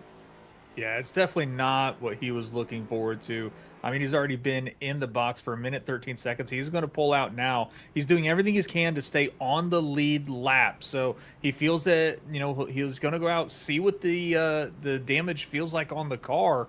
But it's more important for him to stay on the lead lap than get the car fully fixed. He's going to try to ride it around, hope for another caution. I mean, right at this point now, Zach has got to hope for more cautions if he wants to salvage it right. As you can see, drivers getting ready from other field. Everyone taking tires and fuel. Brian P. Johnson going to be up front with Vincent Soar, Thomas Green, Shane Terry, and Larry Yingling, your top 5. And as we just cross into the second half of today's race, your first half, Whiplash SimCam's biggest mover. Give it to the 75 of Gavin Rogers, who started all the way back in 23rd position, currently 6th. Congratulations to Rogers for getting your Whiplash SimCam's biggest mover here in the first half. We'll see if we can keep that award moving forward. Richard, well, first half's done.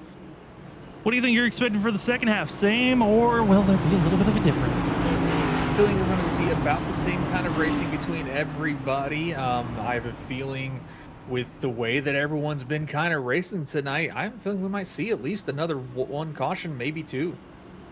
There's a chance of it. If you're just joining us, well, welcome to Freaky Fast Broadcasting. You're watching the WSSR VRS Cup Series Season 11 playoff racing action. The round of 12 is the first race of this round. Just 2 races where we go from 12 down to 8. And tonight, already a few playoff contenders wiped out. Drew Jua, now Zach Hall. Who's going to join them? Let's find out. As green flag is back out of the air for Brian P. Johnson. But who will be the threat? As now Thomas Green back into the mix. He's going to be threatening to try to battle for this top position. The 31 Pink Machine is back out there. What can Thomas Green find? And it looks like maybe the lead with a huge run off the exit of turn 2 and throwing it down into turn number 3. Yeah, great run for Thomas Green, but that outside line will prevail for the momentum. Brian P. Johnson not going to allow him to get away with that pass very easily, and he's going to maintain the lead for that lap, but Thomas Green not giving up. This is what we've seen every restart so far tonight. The drivers for about 2 to 3 laps send it as hard as they can, try to get as many positions as they can, because one thing they've all realized that it's really hard to pass once you get behind in dirty air. Yeah, the only time you're able to really make passes is 30 laps into a run, and you may not get that 30-lap run you're looking for. Thomas Green down onto that blue line, snapping loose, but a great save for himself as the rest of the field will dash on by the 31. That has been the issue all night long. From the top of the field to all the way to the back, everyone has been getting loose at that same spot. They just duck that wheel a little bit too low, and away they go spinning, and a great save by the 31, but from a chance to battle for the lead to now can you just stay inside of the top 5 is the question for Thomas Green. Yeah, Thomas Green getting a little too low on into 4 or out of 4 there. I think there's a little bit of a bump there as well, which kind of upsets the car. And with how stiff these cars drive, the suspension's super stiff on them, it just doesn't allow the car to kind of absorb those bumps. It just, as soon as you hit them, the car gets really upset, and you've got to do everything you can between the steering and the throttle to try to get that thing straightened back out. So he did a great job. We've seen a lot of people lose it and completely spin out down the front stretch. Thomas Green able to keep that car straight, but he is losing more position as Larry Yingling makes the pass on the outside. Here it's going to be the 91 of Mark Morales, who started without being able to put a qualifying time in. He was last of all the drivers that started here this evening. And you saw there in that picture, the 13 of Cedric Hunter. He's just been going backwards and forward and just can't find the right footing to hold position and stance, as he is now going to fall back to 15th position. Cedric Hunter, I mean, with the way this race is going right now, just surviving could give you a good points day, even though you would much rather be one of the contenders up front. I would love to say Cedric's in a bad spot, but interesting note when looking at past winners of this race, Cedric Hunter has won here 2 times. If you would think that he's won here 2 times, you'd think that he dominated both those races. Not the case. Back in season 5 when he won, he only led 3 laps. Last time we ran here in season 9, he only led 6 laps. That is crazy to win 2 times at a track like Charlotte and have that little of laps led with all those victories. He's just going on to show the proof is the only lap that truly matters is that last lap. So, I mean, to lead that little of laps and win 2 races here at Charlotte, it'd be nice for him to repeat and do the same thing, do it 3 times. As we ride along right now with DT Irizarry, who was having some really hard racing with some of the playoff drivers earlier, but now running side by side with Nazi Major right now back here in the 10th and 11th spot. GT Irizarry, Nazi Major, now Colin Carroll going to be in the mix, but Jared Collins I'm worried about. 27. At one moment was our a driver that was said, watch out. He was going to restart second coming out of that stage break, but one bad wheel spin threw himself into the outside wall to make sure no other drivers were collected in that mistake, and he just has not been able to recover since then. Now still mired all the way back, battling for 12th position. This 27's just got to be feeling a little bit frustrated, got to be kicking himself. Well, the fact that you're trapped, stuck, and you're fighting with everyone that is just willing to claw for each and every position. Yeah, I mean, all these other drivers on the track, they are still racing. There are races like we were talking about, but Jarrett Talmadge, this has got to be frustrating for him. He is trying to race for playoff spots. Every point can make the difference whether or not he advances or not and gets eliminated. So Jarrett Talmadge doing what he can. He's finally able to get around the number 4. Now he's working on Manazzi Major on the inside there, but he is slowly making his way up. He's just now getting up closer to that top 10 position as he passes Manazzi Major. As you're seeing the yellow banners on these vehicles, again, some of the drivers that have yellow banners were all eliminated last week after Chicagoland. Those drivers that were eliminated that might still have a banner out on their scheme, Ryan Kelly as well as Joshua Kanata are out there on track. They might have a yellow banner, but they are no longer in the playoffs. The 12 drivers that are in the playoffs, that being Shane Darian, Brian P. Johnson, Cedric Hunter, Brian McCann, Drew Jua, Zach Hall, Thomas Green, Larry Yingling, Jarrett Talmadge, Gavin Rogers, Vincent Sora, and John Forbes. If any one of them win here tonight, they are automatically locked into the round of 8. Now, we already know the fate of Drew Jua and Zach Hall, as Hall, at the time of this restart, went back into pit road and has just been sitting there since we've gone green. So we know at least 2 of the 12 drivers are done for a chance to win and lock themselves in to the round of 8. But for everyone else, it's up front. I mean, this could be a massive swing in a game changer. Brian P. Johnson, who has not been a huge threat this season, could be a threat up front. As you're seeing a lot of smoke, as that was the 2 of Joshua Corner who went for a big slide by himself. That's why there's a ton of smoke on the backstretch there as drivers continue to race on. But I mean, Richard, if someone like Brian P. Johnson, Shane Darian, that were outside looking in win this evening, that really could shake up a lot of drivers in their mindset of how they got to race Iowa next week. Oh yeah, it's definitely going to shake up a lot of stuff if one of those outside looking in drivers wins this race tonight.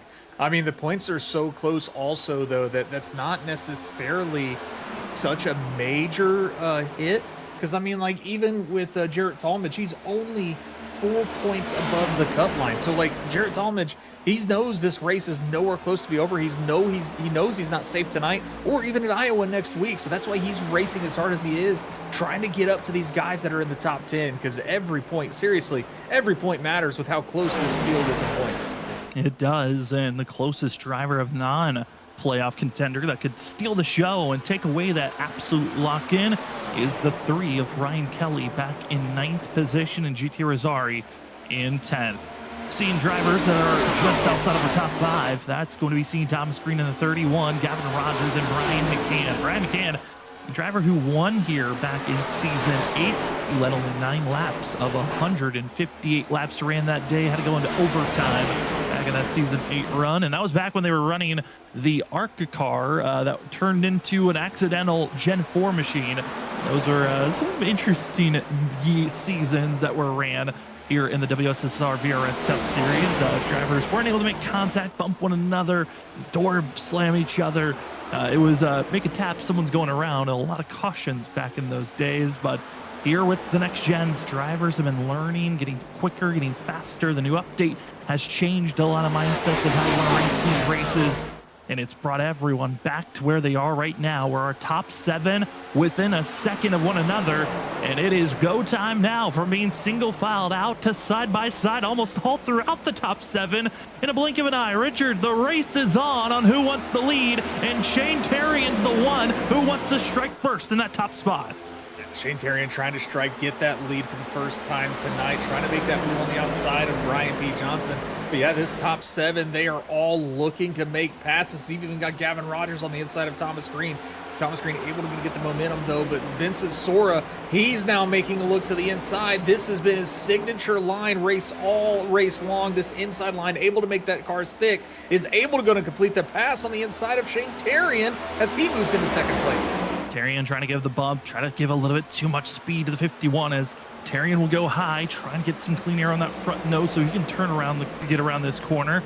But Brian P. Johnson now going to look like a sitting duck as Vincent Sora, another fabulous run off the exit of the corner. Now going to be the one machine further on back of John Forbes trying to pass Larry Yingling. But here we go. Sora to the inside. Johnson looms high, trying to go with that defensive line with the better momentum off the exit of the corner. But Vincent Sora is matching speed, if not going faster, even with running the inside groove. Well, we talked about it. We're talking with him at the stage break when he had won. He said he could make that bottom line stick better than anybody else that he has noticed. And with that, I mean, he's able to carry the speed down that or through that inside line.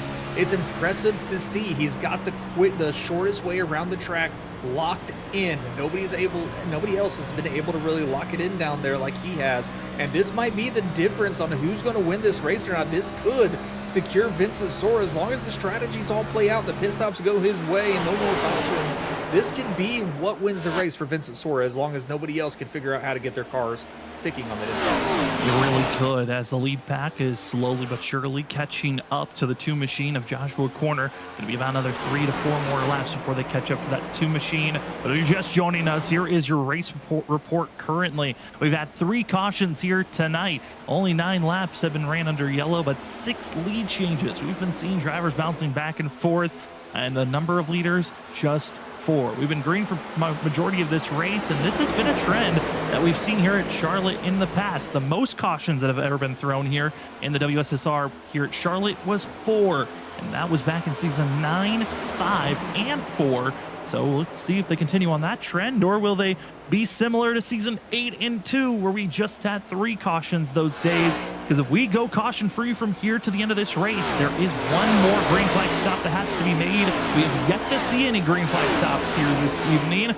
And Richard, that could be a major factor because the field might opt in to just stay out there until a yellow flag comes out, or others are thinking strategy and hoping that this race stays green. We could be seeing pit stops merely in the next 20 to 25 laps. Yeah, this is where strategy can definitely come in and play a factor for a lot of these drivers, because a lot of times one strategy that tends to work out really well is the undercut. Pitting in at the earliest possible convenient time that you can to make sure you can go the rest of the way.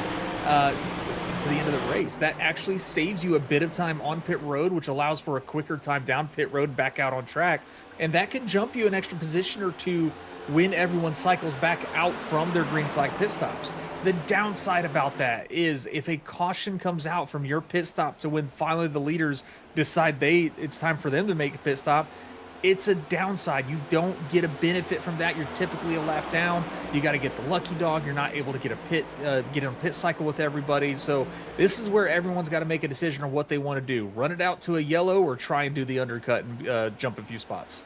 And as we were riding on board the one machine of John Forbes, he just continues to brush the outside wall. This one, you saw him deal with some front right damage earlier in the race as we were coming to the end of the stage. He might have some rear panel side damage that he's now collecting throughout this run.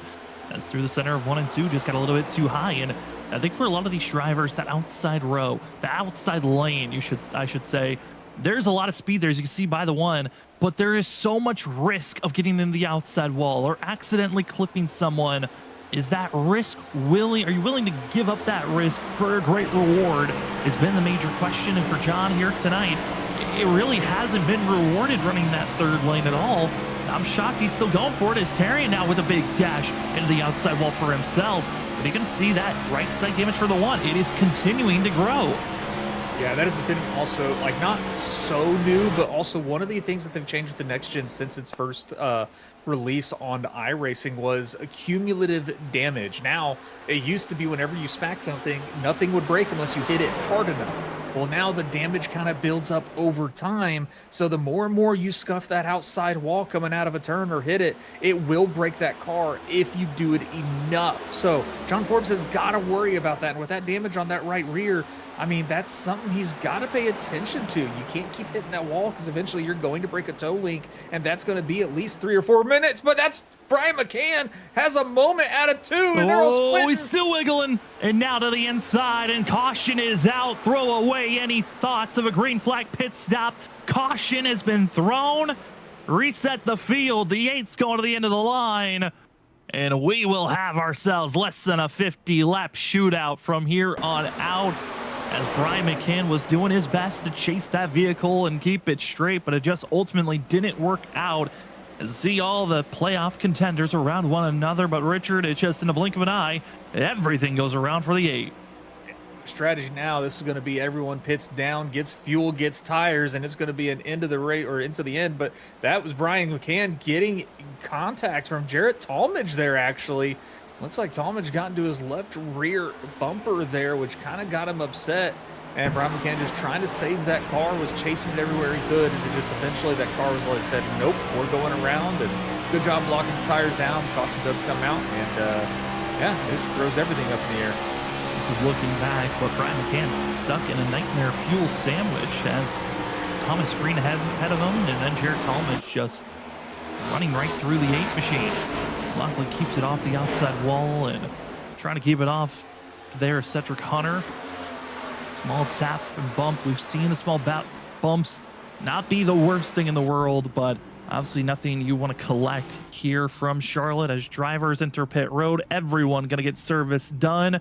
And as we were green, Zach Hall was able to get back out on track after 12 minutes, almost 13 minutes of repairs. And the 32 is going to be 25 laps down. Gonna need some more drivers get wrecked out of this race to gain some of those positions back for the 32 machine. You also see Justin Malarkey staying out. Malarkey, I think he's just staying out there to just take a lap lead and say, hey, I got a bonus point. If this 73 does actually stay out, this could be a major issue, because the last time Malarkey was in pit road was just to top off on fuel. And I think a lot of people are going to be questioning, what you doing, Malarkey, up here up front? It's an interesting call from Malarkey. You know, 29 lap old tires, almost 30 lap old tires coming around this time around. I mean, he's going to have to definitely worry about some tire spin, I think, now. I mean, we saw it once already tonight, and that was on fresh tires. So, I don't know. Interesting call from Malarkey. Not sure what this call was for or why he decided to do this with so many playoff drivers behind him. But that also stopped Zach Hall from being able to get a wave around for a lap back as well. Yeah, I mean, You know, I talked about drivers being gracious to our playoff contenders. I'm not seeing that anymore. I take that back. If drivers are trying everything now, Malarkey, that could have been your time to go into pit road. Instead, he stays out on track. Malarkey is going to be taking the top side. So the driver that's going to be finding himself going to be in 4th position. Going to be now stuck behind Malarkey. And looking at where drivers are going to be placing themselves, that will be Joshua Kanata, who finally finds himself moving forward after taking a gamble of just 2 tires for the 16 machine. Now he's trapped in a terrible spot. Same for Larry Yingling, taking 2 tires. A couple of other drivers taking 2 tires was Colby DiCarlo back in 8th place. Fuel only for Kyle Rochelle. And the rest of the field, I mean, get ready. This is your time to shine, as drivers are just sticking with what they've got for this upcoming restart. Old tire for Malarkey. And Richard, big old cross your fingers and hope for the best for the field right now, because I am nervous. Please, Malarkey, don't spin those tires. Yeah, you got Malarkey on, old tires. You got the 2 tires from Yingling and Kanata. Very interesting call by them. It'll work for a few laps, but I feel that that's going to burn off real quick. The 2-tire strategy has worked really well for like 20 to 25 laps to go in the race, but we still got just under 50. So I don't think they're going to be able to keep a very good long run pace compared to all the drivers that took 4 tires. Yeah, I mean, I know for majority of the field, they still have one more set to work with, so it could be a thought of, well, it's less than 50 laps. People are going to get aggressive. A chance of a wreck? Well, I've got a set of tires to work with. Green flag is about to be out. Malarkey on the outside of the control vehicle, extremely old tires, gets rolling, and honestly, probably the cleanest launch you could ask for. John Forbes, on the other hand, forcing it 3 wide. Gonna be getting DiCarlo stuck in the middle already. The 1 just take off and go before we even got to the line. Malarkey holds the center. Gonna be seen 3 wide, falling backwards in the 73. Holding position. Go, Malarkey, go, as Larry Yingling takes the lead spot. Oh, Malarkey got swamped real quick, but even Kanata had to lose around the 2 tires, but Larry Yingling shot out of there like a cannon straight to the front. Malarkey is now playing defense, a huge wall it seems like, as he's trying to hold back Gavin Rogers and Vincent Sora, who are trying to get around him. They're going to take it 3 wide to get around Malarkey. And Gavin Rogers could not be waiting. Vincent Sora is your major threat to watch out for. Malarkey's now going to be stuck in the middle. They're going to be going 3 wide once again. 73 going to have to hold his position and hope he doesn't lose any more time. Shane Tarian going to rip off the top, but he's going to have a slight wiggle. Same going to be for Malarkey, and the pinball machine starts up. Almost thinking about going 4 wide. DiCarlo thinks smart. He'll follow the 9 machine, but it's Nightmare Fuel sneaking through. Rogers with the fastest lap and is fighting for the lead position, but we got to keep our sights on Malarkey because there's still 3 wide. They're still fading backwards, and the 73 snapping loose for a quick moment as we find ourselves with this great showing. Malarkey just trying to find a footing, but those tires are so old. There's just nothing he can really do but just hope that everyone can get around him cleanly. You're asking for the 73. Be predictable. Stay low, stay high. Choose a lane, and that's the one you stick in. But up front, it's 2 tires versus 4. Gavin Rogers on the inside groove has the advantage with 4 tires. Larry Yingling, though, he is still holding strong on the outside pace. Larry Yingling doing a great job holding up with those 2 tires. Gavin Rogers, though, using that inside line, learning what he has watched Vincent Sora do all race. But great work by Larry Yingling being able to hold on with these 2 tires. Kind of expected it, but it'll probably fall off in about 15 to 20 laps, I think. But Gavin, I think he's got that better inside momentum. He's able to get a great run, great surge to the middle of the turn, but it's that exit that Larry Yingling has from that outside line is able to get him forward. He's able to clear Gavin Rogers now to maintain that lead position. But Vincent Sora now on the bumper of Gavin Rogers, he's looking to challenge and move up to the front as well. And I think for majority of the field, they know this race, if it stays clean and green, it is going to be who saved their tires the most. And watching as those that are up front, Vincent Sora has been the top dog on having the best tires late in a run, has been able to just take the lead and pull away. What has John Forbes learned, as well as Brian P. Johnson? Both of those drivers, I think, are going to be key factors on how well does Johnson react and how much damage is the one willing to take. Everyone's trying to stay low on that blue line, but a little bit higher are some, just because they're trying to get some clean air on that front bumper. But Yingling up front getting bump drafted on the straightaway, as Gavin Rogers not showing its signs until now to go for the pass. Yeah, show time here. He's trying to get around Brian P. Johnson back here. He's looking to try to get back up there as well. Vincent Sora watching this battle. He's got a first-hand view, front seat ticket to this battle for the lead. He's hoping they stay side by side for as long as possible because, one, he knows Larry Yingling is going to lose his time eventually with those 2 tires.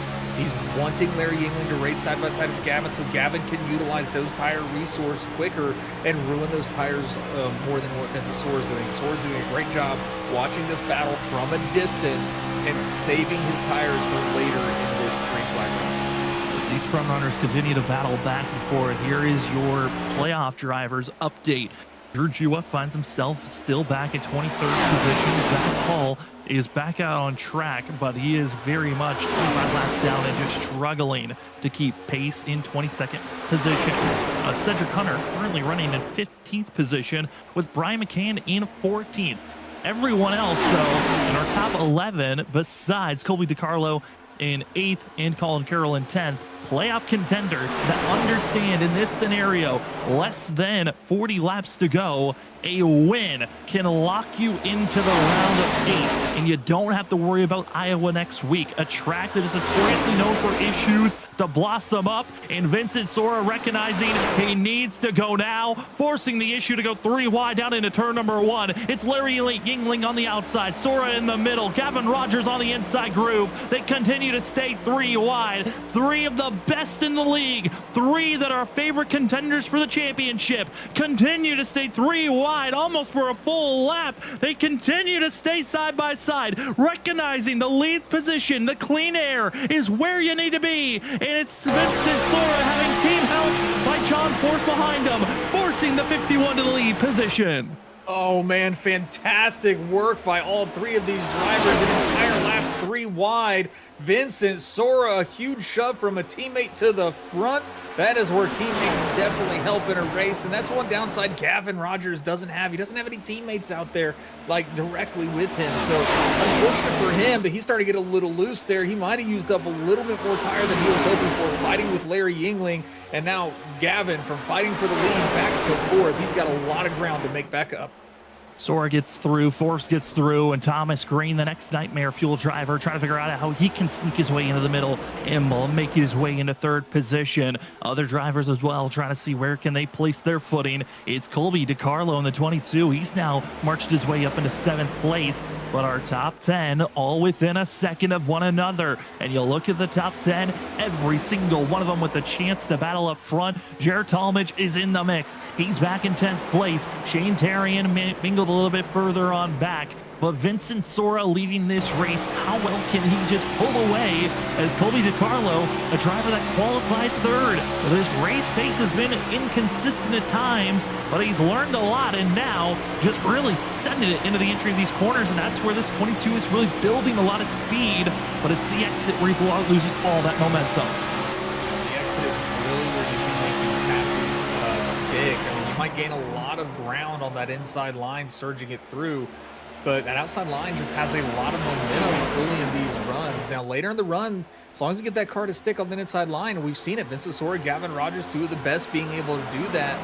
So we'll have to see what Colby DiCarlo can do. He's been kind of all over the place on the track, trying to find a line that works best for him to try to get that speed in that run to catch the car in front of him. All these drivers in line trying to keep their positioning for now, as you can see the battling side by side. That's going to be seeing the 3 machine, Ryan Kelly and Jared Talmadge going back and forth between one another. Rosari also seeing a chance to fight, but all that puff of smoke, that's when a driver is grazing the outside wall due to it being internet that we race on. There's times where there could be a puff of smoke from our vantage point, but for the drivers and the way that their car reacts, they actually never touch the wall, so sometimes it's a little bit deceptive when we see that white puff of smoke happens, but it certainly is eye-catching to know, hey, watch out for that zone. There could be an issue that pops up. Yeah, that white smoke, it's kind of like when you see the net coating cars where they don't actually hit, but you see a spin out. It's kind of the same thing with that outside wall. The iRacing, algorithm, I guess you could say, kind of expects that car to hit, so it just throws the smoke out, and it's great. It's a great alarm for the drivers behind, because that car was very close to that wall, and it's potential that car could have wrecked and spun out. So it's a good sight for them. But again, you know, those cars don't always hit the wall, even though we get that white smoke. But Gavin Rogers, a great move on Larry Yingling. He's back into third position. This has been incredible racing to see all throughout the field, coming up to 30 laps to go when they cross the line again. Again, huge shout out to all the major sponsors that help us here on Wednesday nights for the WSSR VRS Cup Series. I want to say thank you to GTR Simulators. If you want to race like the pros and be comfortable in your own racing rig, go check out GTR Simulators today. And remember to use the promo code WSSR when checking out to get 10% off of purchases of $100 and more from GTRsimulators.com. Don't miss out on your chance to upgrade your rig and race like the pros. We also want to say thank you to Trophy Smack.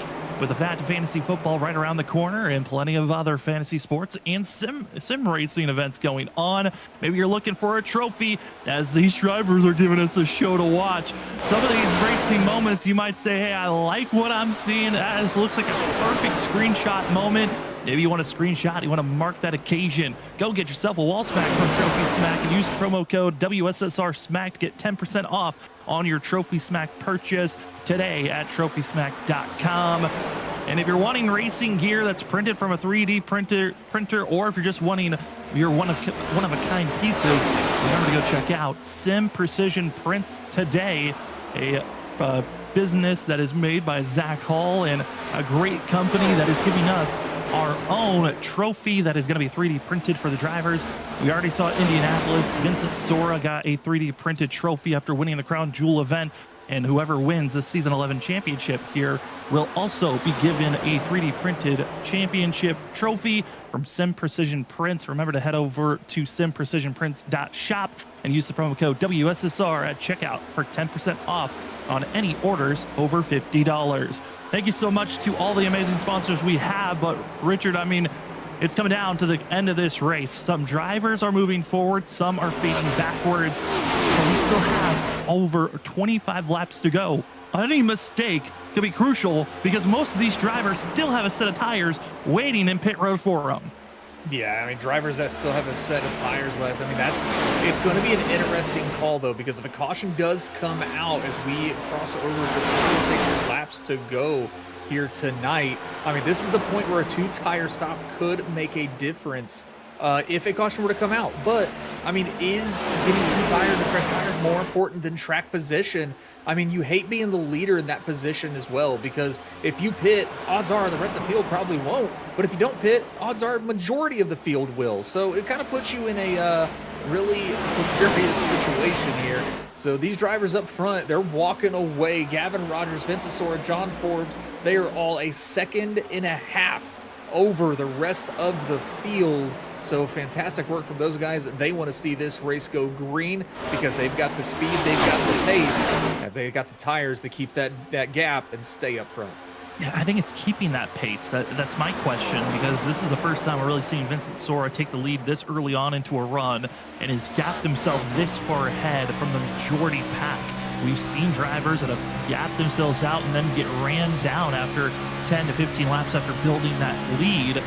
Right now, Larry Yingling, I think he's being the perfect kind of valve, you could say, for Vincent Sora and John Forbes and Gavin Rogers, because he's holding back the drivers that are starting to show speed. Here's now Jared Talmadge, who last time he was in pit road had to stay in for an extra 11 seconds for damage repair. The 27 has slowly been moving his way forward. What a charge by Jared Talmadge, now going to be up to that fourth place position, and has been running about a tenth to 2/10 faster than the top three currently. Jared Talmadge has done a great job recovering from that incident coming out of turn 4 with Zach Hall. And oh man, I can't remember who it was, but yeah, no, great work from him rebounding, getting up here, closing in, just squeaking into the fourth position. So he's got some clean air now. He can get his pace up a little bit, try to catch these top three.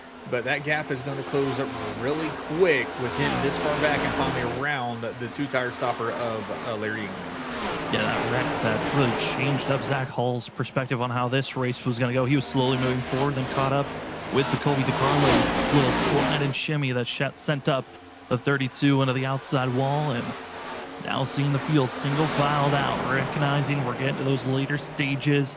If you got the tires, you take off now. If you need to save it a little bit, maybe cool off the temps and get prepared for a late surge, this is your time to get in line. There are a lot of decisions that have to be made with 21 laps to go.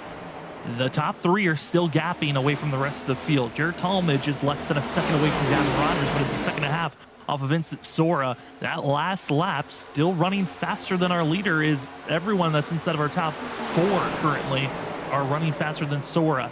But this grouping of drivers, Larry Yingling has really hampered the speed that's left in these drivers that took 4 sets of tires instead of 2 like the 97. It's forcing drivers to overuse their rubber, and Larry Yingling defending perfectly. He has the right to do so, but man, he just feels like you're giving this win away to our top 3 or maybe even the top 4 at this moment. Yeah, he's done a great job, like you said, being that kind of funnel, that roadblock for all these drivers on newer tires. He's been able to kind of maintain the wear on them, being able to maintain a great pace with these guys further back in the field. But I know, like, especially like Thomas Green, Brian P. Johnson, and Shane Tarian, they have got to be frustrated with this. They know they need to get around him as quicker than what they have been if they want any chance of catching those guys. And I don't think at this point they do have a chance, but Larry Yingling doing a fantastic job driving very defensive with that 2-tire strategy. 22, Colby DiCarlo, you just saw there on the exit turn 2, slamming the outside wall. Great job by the drivers around him, of GT Rizzari, as well as Minazzi Major, able to get around the 22 after that contact, as DiCarlo still fighting as aggressively as he can. I mean, this late into a run, you just got to cross your fingers and hope for the best. The 22 taking just 2 tires and starting to feel the wear and tear as this run goes on. Looking at some of the other drivers later back half of the field. Again, I think shocker of how they're running here tonight, Cedric Hunter. I honestly was expecting a little bit more from that 13 machine here tonight. It just, nothing clicked really for him to be racing up front. He was being heavily blocked by some of the drivers in the middle of the field, but caution is out, and it's Joshua Kanata spinning around. Oh man, Joshua Kanata spinning around. We've got less than 20 laps to go. This is where the strategy is going to come in now. Who's going to come down pit road and take tires? Because I think the tire strategy will be to take 2. We'll have to see what happened to Joshua Kanata, because that is some pretty heavy damage for him, it looks like. But he's just kind of, as we watch him right now coming down the backstretch, just all alone. And it is odd where the wreck was, because that was at the entrance of turn 1, the exit of pit road. Comes off the turn, gets loose, and just down the grass and the turf here. It's hard to keep the car under control there, because as you saw, he gets a little bit of air. It's this final bump that just ruins him right there. And then into the death bump of just leaving pit road. There's some dangerous bumps that can just spin you around there. And they got a little bit of a double whammy for the 16. Well, let's ride on board and see what the steering wheel was like for the 16. He was trying to make his way, again, like I said, all by himself. And kind of bizarre where you're seeing the wreck happen, and you'd kind of want to motion your way to the trackside, because this is dangerous to be just going straight, but hits the bad bump, and there's just no way to control. At that moment, you are left to the fate of whatever the next gen feels like doing after hitting that final bump. Yeah, that's just the kind of the physics of what happens when this car hits bumps, and those bumps are extremely rough down that grass turf tri-oval area for these cars. So taking a little bit of a World Rally Championship route, it looked like, for Kanata, but he kept it off the wall. No real damage. Actually, thought I saw something originally, but no wall hit or anything. Just gone for a wild ride and a spin. But every car came down pit road except for 3. 2, it looks like. It looks like Colin Carroll and Minazzi Major are going to stay out, but everybody else down pit road. And we got drivers taking 2 tires. We've got drivers taking 4 tires. This is where the strategy is going to play out, and we'll see who makes the right call. I think I'm not surprised by those that took 2. That's going to be Vincent Sora, Gavin Rogers, Brian P. Johnson, and Ryan Kelly all taking a straight gamble, as well as Colby DiCarlo taking another 2, which I think that's shocker. I thought we were going to see him just take all 4, but he might be just taking this gamble of, I took 2, I saw that a little bit of a reward, I'll take it once again. Drivers that took 4 are going to be led by John Force, Jared Talmadge, Larry Yingling, Shane Tarian. I think those are going to be the main drivers to watch out for. But first, it's the front row. They're stuck with the set that they have. It looks like for Colin Carroll, Minazzi Major, these drivers were only given a total of 4 extra sets in pit road to work with. And it looks like for the 4 and the 82, they have already used all of their sets. They expected this race to go clean and green to the very end. It does not. And instead of just one driver you have to avoid that was on 23-lap old tires, you have to avoid two drivers with 35-lap old tires. This is a nightmare for those that are going to be up front if you cannot get by Carroll and Minazzi Major as fast as possible. Yeah, that's going to be the key to victory tonight, I think, is you've got to get around these guys as fast as you possibly can. I mean, if you can't, the best thing you've got is you're still being held up by the other guys also around you. But whoever can get through them quickest and like first, I think that's going to be the person that's going to drive away into the sunset. But we'll have to see, as Gavin Rogers and Vince Asora, the first 2 on fresher tires, as they only took 2, and it'll probably be those right side tires as well. We'll have to see what those 2 can do. They've been very aggressive with each other. Vince Asora, poking his nose, making 3 wide moves with Gavin Rogers as well. So we'll have to see what these guys can do with these older tires in front of them. Well, the question is for you out there in the chat watching with us and have the ability to comment, and we can respond to it. Do you think we're done with cautions? Do you feel like we need overtime? Because overtime has only been used 2 times in the past. And it's crazy. Excuse me, I take that back. Only just 1 time in the past. That was back in season 8. Do we need to test our feet with overtime, or can we keep it clean and green to the end? It is going to be a 13-lap shootout. Colin Carroll, Minazzi Major, your front row. 35-lap old tires. Hopefully we got no wheel spin, and hopefully we don't got more damage. It's time to see, can we survive here at Charlotte Motor Speedway? It's a clean launch for the front 2. Everyone else trying to find their footing, but it's Vincent Sora feeling like he's all on his lonesome as everyone further on back is stuck. The front 2 get in line, and Sora's about to take off and go. We're about to take off and go. Gavin Rogers not having a very strong start as Brian P. Johnson gets in front of him, so that puts another car in front between Vincent Sora and Gavin Rogers. But Vincent Sora taking no time, looking to that outside, is able to clear Minazzi Major with ease. Now he's got a side set on Colin Carroll. He's got to get around him quick as well. But Brian P. Johnson right on his bumper. He's going to fall onto the inside. But Ryan Kelly trying to take a 3 wide with Gavin Rogers and Minazzi Major. It's 2 wide, it's 3 wide, it's pick your lane and hope that it's the right one that moves forward. Big Block's going to be going around with Jared Talmadge as well. It's going to be seeing the 9 machine to Shane Tarian further on back. Up front, it's Vincent Sora, who's already clear. Brian P. Johnson's clear as well. Gavin Rogers going to be following in suit, but they're wrecking further behind. It's Jared Talmadge, it's Larry Yingling. Caution is out, and we're going to reset for another restart before we're into overtime. Saw it happening there coming out of turn 4. There were so many cars 3 wide, almost 4 wide at times, and I think it was Minazzi Major that might have got into that outside wall that kind of started the whole domino effect there.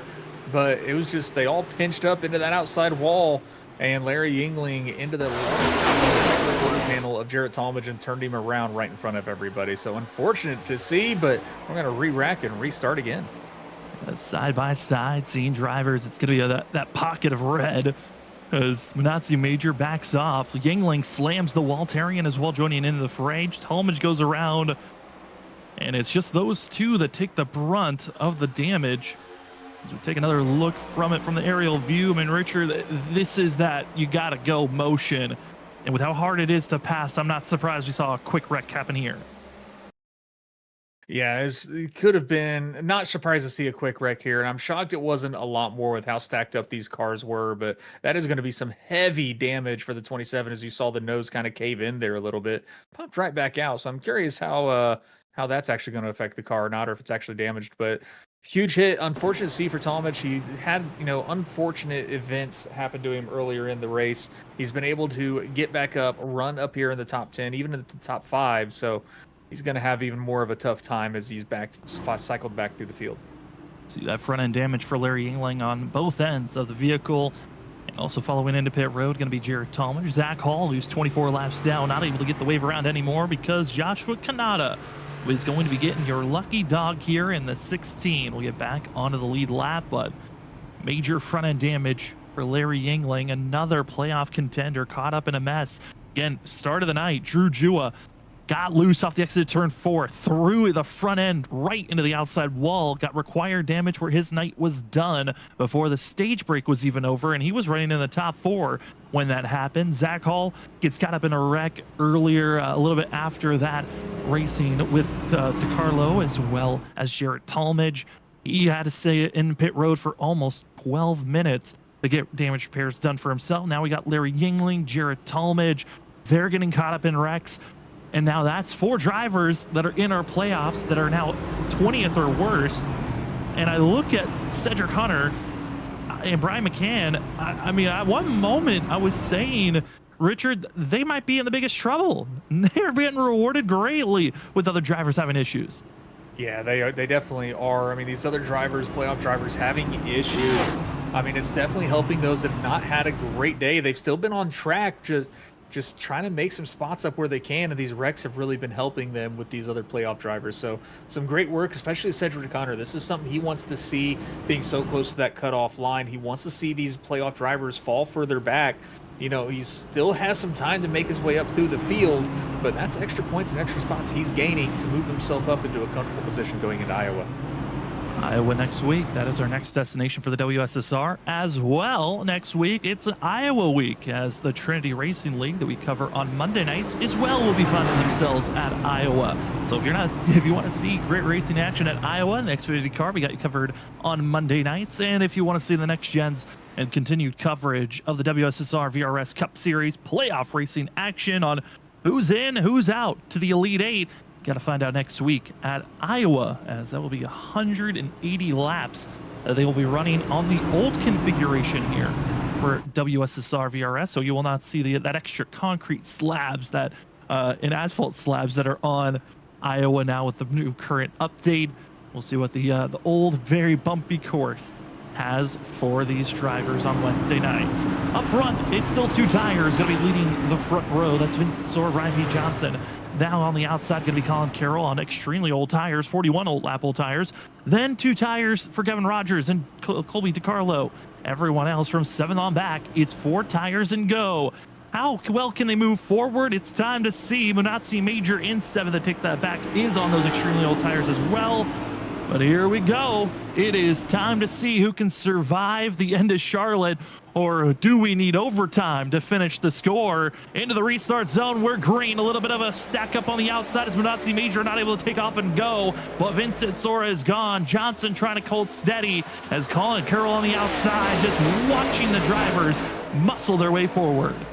Gavin Rogers trying to give Brian P. Johnson a shove, try to get him ahead, but Gavin Rogers able to clear. Oh, Colby DeCarlo, huge move onto the number 4 of Colin Carroll. Almost spun him around. John Forbes going to take it 3 wide as well, but they're challenging Gavin Rogers now for that 3rd position. This is not what Gavin wants to see. He wants to try to get back up there, try to race for the lead again, since Vincent Sora got such a huge launch on the restart. Gavin's got some the time to make up, but Brian P. Johnson also trying to get up there and get this win away from Vincent Sora as well.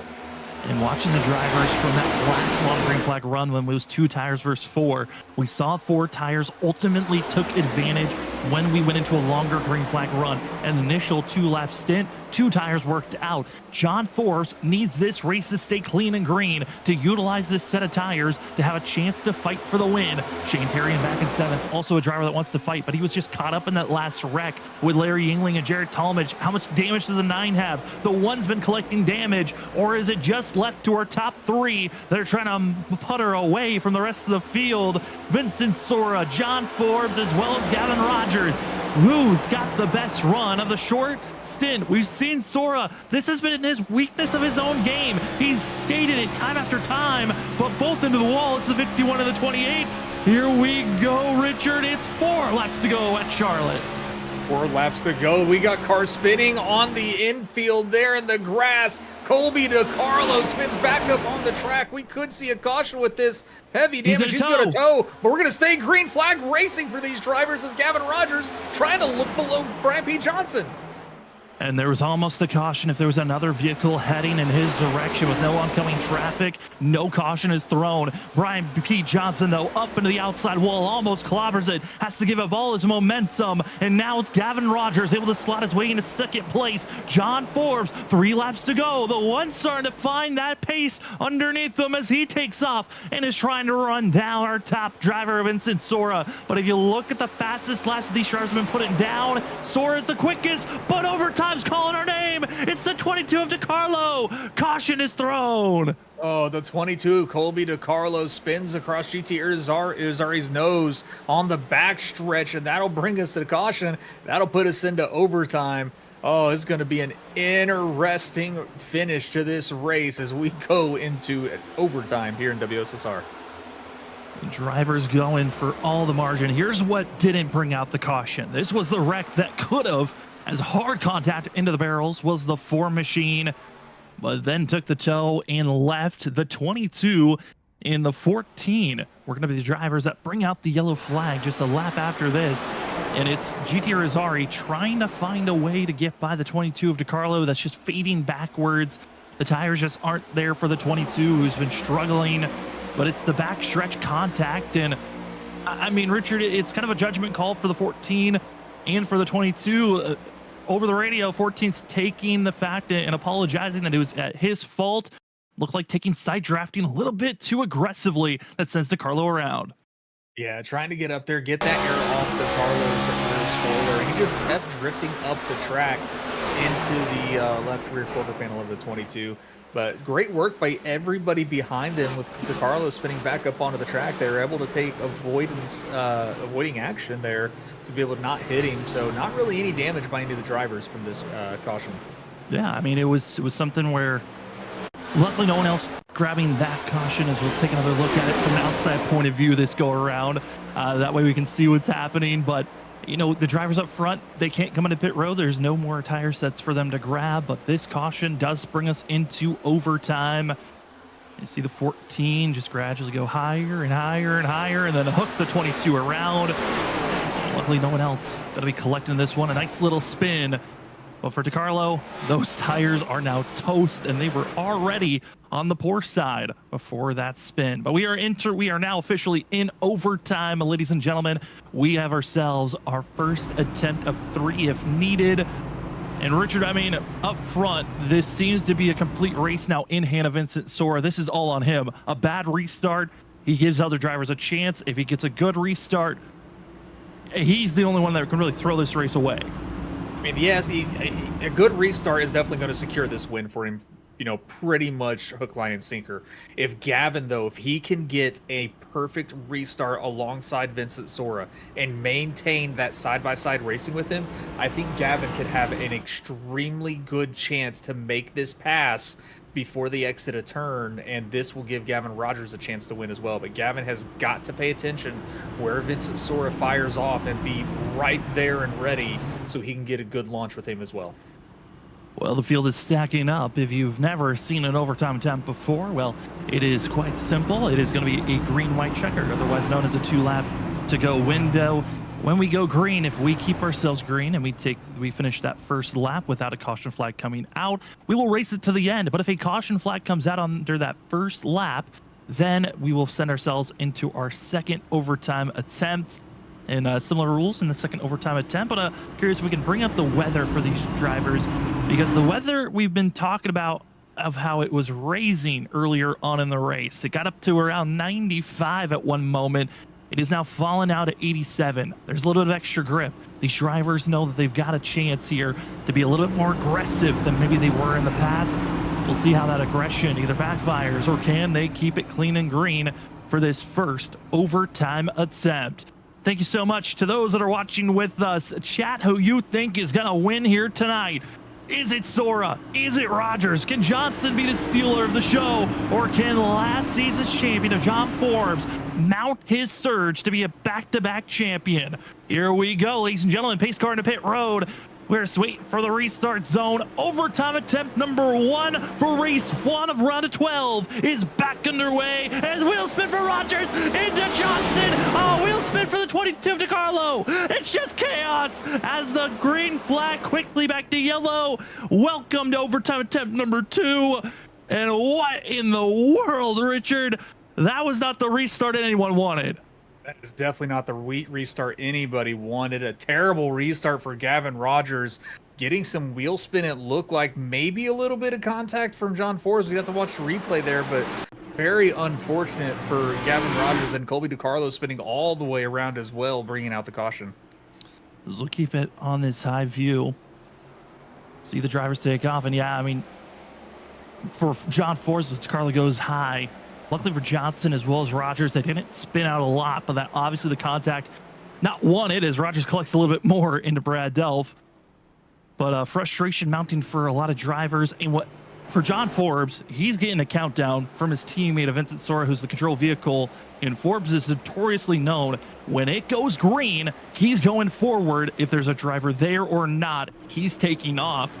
And a little bit of a bump, 70 to 75 around as you're right on board with John Forbes and get a sense of what this restart was like for the one machine. We'll see here John Forbes and Gavin just gets a little bit of wheel spin. John Forbes just, has some momentum, just gets into the rear end of him a little bit, which kind of sent him down. But overall, that was just a wheel spin from Gavin Rogers, not able to get the grip down to get going. So unfortunate to see, a very rare mistake you see from Gavin. Here's from the 75's point of view in his cockpit as he tries to take off and go and just doing the seesaw motion. Trying to keep it straight. Luckily, there was a 28 there. Otherwise, I think that 75 is going to go for a little bit more of a spin through the grass. Keeps both drivers moving forward. Johnson, though, got to be irritated on the fact that he just lost a ton of ground for nothing of his doing. He just was caught up in a different driver wheel spinning and getting a small little tap. And now this puts complete control as we are in overtime attempt number 2. Complete control to Nightmare Fuel of Vincent Sora and John Forbes Jr. They're going to be the top 2 drivers. The guys that are behind them, though, Ryan Kelly and GT Rizzari, where did they come from? Where did Rizzari pop up? He has been a pinball all day, and he'll be restarting 4th on this restart. Yeah, fantastic work from GT Rizzari, starting, making his way up to 4th. Been involved in a few things, but I mean, this is a amazing run for the number 14 machine. He has definitely got to be feeling something sitting up here with these guys, but he's got a good chance of finishing up here in the top 5 if he can keep that car underneath him. As we've seen, we got teammates now starting on the front row of Sora and Forbes. This should be interesting to see what they do. And how are the teammates going to race with one another? Mainly because we've seen Vincent Sora try to ramp up his aggression. John Forbes knows a win can keep him out of trouble with whatever next week of Iowa could shove his way. This is so important for both drivers that both know a win is your lock-in. It's your ticket to make it to the round of 8 where you don't need to worry about this upcoming short track, but also how hard do you want to push your teammates? As we are seeing those lights click off, it is going to be when we come back around, we're going green. We are now officially into overtime attempt number 2, just like overtime attempt number 1. The rules are, when we go green, it is going to be a green-white checkered. It's going to be a 2-lap shootout. If we complete the first lap without a caution flag being thrown, we will race it out to the end, and the next flag would be a checkered. But if there is a caution under that first lap, we will go into attempt number 3. Attempt number 3, there are some slightly different rules. We'll touch on them if we get to attempt number 3. Richard, I mean, this could be our final restart of the night. Any final thoughts you want to send out to the crowd or to the drivers? So the drivers themselves, keep that car as straight as possible. Let's finish this race. And I mean, for the playoff drivers, try to get those last spots, but don't do it overly aggressive. I mean, this is going to be determined how you are going to attack Iowa next week. So try to do the best you can and set yourself up for success for the cutoff next week at Iowa. It's going to be teammates in this front row. You've got Vincent Sora of John Forbes. If they win, they are locked into the next round. If Ryan Kelly wins, if GT Rizzari wins, that could be taking away the lock-in win here tonight and force every driver into next week with a potential chance to make it in or get knocked out of the playoffs. Let's find out what attempt of overtime number 2 has upon us. Into the restart zone as we are green. Sora with the perfect launch. John Forbes was right there. GT Rosario with a little bit of wheel spin. Further on back. Almost contact for the 14. It's just our top 3 racing this one on. Will Ryan Kelly have a chance to get by the 1? It doesn't look to be the case just yet. Vincent Sora, though, with over a gap lead, but they're spinning behind. Gear is already to the outside wall. They continue to keep it straight for now. Drivers going back and forth. The 14 keeping it straight. So does the rest of the field. Through 1 and 2, they were all over the place. 3 and 4, it's all Sora. But here comes John Forbes, white flag in hand as we look up to the flag stand. Race is official. All the drivers trying to get the last positions they can get. No more cautions. It is a straight sprint around the last 2 turns as they go to the backstretch. Vince Sora, phenomenal lead over his teammate John Forbes. And Cedric Hunter gets spun around on the backstretch. It's just Vincent Sora and John Forbes, but Forbes went a little bit too high through 1 and 2 and off the exit in turn 4. Vincent Sora, put your ticket to the round of 8. Vinny wins here at Charlotte. Phenomenal run from Vincent Sora. He had the long run speed. He had the short run speed. Vincent Sora locks his ticket into the round of 8 at Iowa. Fantastic work from Vincent Sora. And poor Cedric Hunter went into that last lap with a chance of a top 10. Not gonna be the case as he was tossed in turn and spun out by Jarrett Talmadge, who comes away 7th. Oh, the heartache, the frustration. What could have been a 7th, maybe 8th place finish, gonna be 20th for Hunter, who saw all those drivers have their mistakes and fall apart moments, but ultimately the 13 takes the worst of it. But from the worst to the best, Vincent Sora takes the victory here tonight for the first race of the round of 12 and is the only driver entering into the round of 8 with the victory in hand. This is exactly how he started off the first round of the playoffs. He won at Indy, now he wins here at Charlotte. Vinny, enjoy this one. We come back, we have the post-race show. We'll talk to our winner, Vincent Sora, 2nd place John Forbes, 3rd of Ryan Kelly, and a spotlight driver right after this.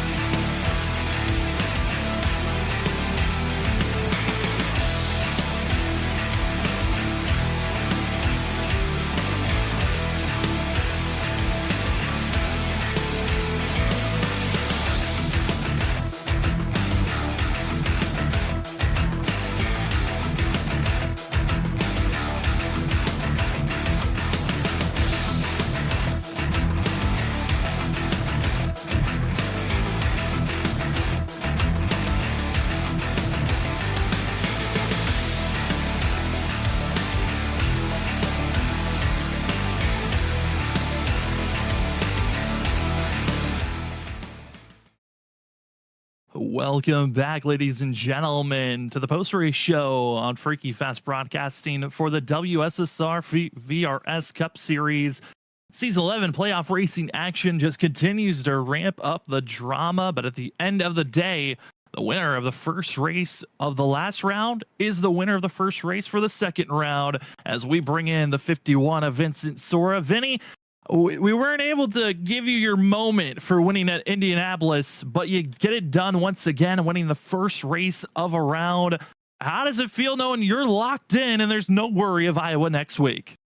Dude, I've just been totally on a different level, I feel like, the last few weeks. I don't know, man. It feels amazing. I feel like I kind of got robbed last week of a win. I think I was the fastest car again, but I can't complain, man. I mean, the speed I've had over here is just unreal.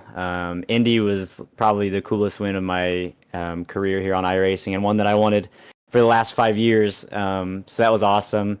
And then tonight was really cool because Charlotte has been, like I said earlier, a really tough track for me. And tonight I was just ripping all night. I had something figured out that I think the other guys didn't. I don't know what it was, but yeah, I was just felt like I was in a different zip code tonight, and just super happy to get win number 3 and lock myself into the next round.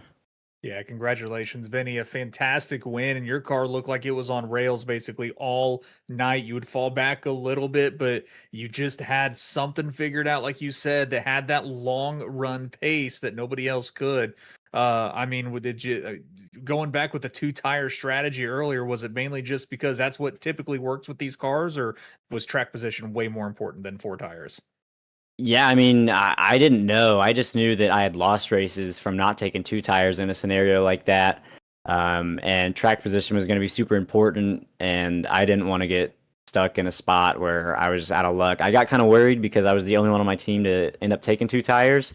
But yeah, there at the end, it didn't really seem to make that big of a difference. My car was driving really good, and John's was a little bit tight. I'm sure as the run went on, he might have been quicker if the race was longer, but yeah, 2 tires. I've just lost way too many races to not take 2 tires in a situation like that. I mean, Vinny, with this win, you just continue, like you said, you've been on a tear recently. With Iowa, it's a track that you've shown great dominance before, but past Iowa, round of 3, I know it's a little bit too far ahead, maybe you want to think about, but you're already locked into this Elite 8. We've got Legacy Kentucky and Auto Club for that round.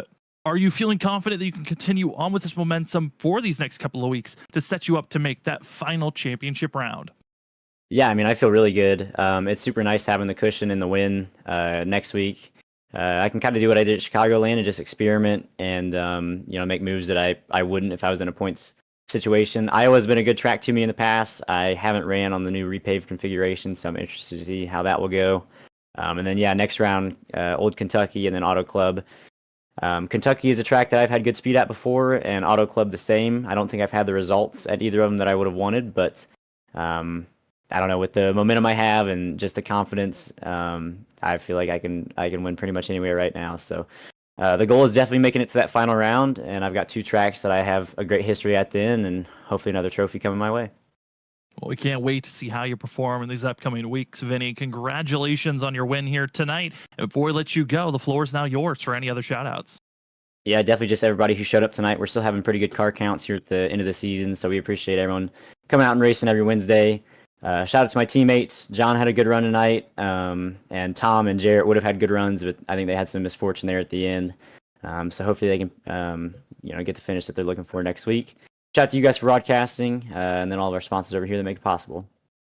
Well, that will be your victor here tonight at Charlotte Motor Speedway, the 51 of Vincent Sora. Vinny, enjoy this one, and good luck next week at Iowa. Thanks, guys. Have a good one.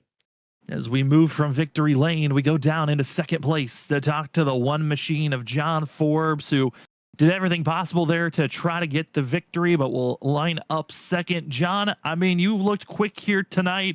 Found yourself grabbing the pole, being tied with Jarrett Talmadge. I mean, crazy to see that type of a qualifying run, but it seemed like throughout tonight's race, it was kind of rough for you at times to stay off that outside wall.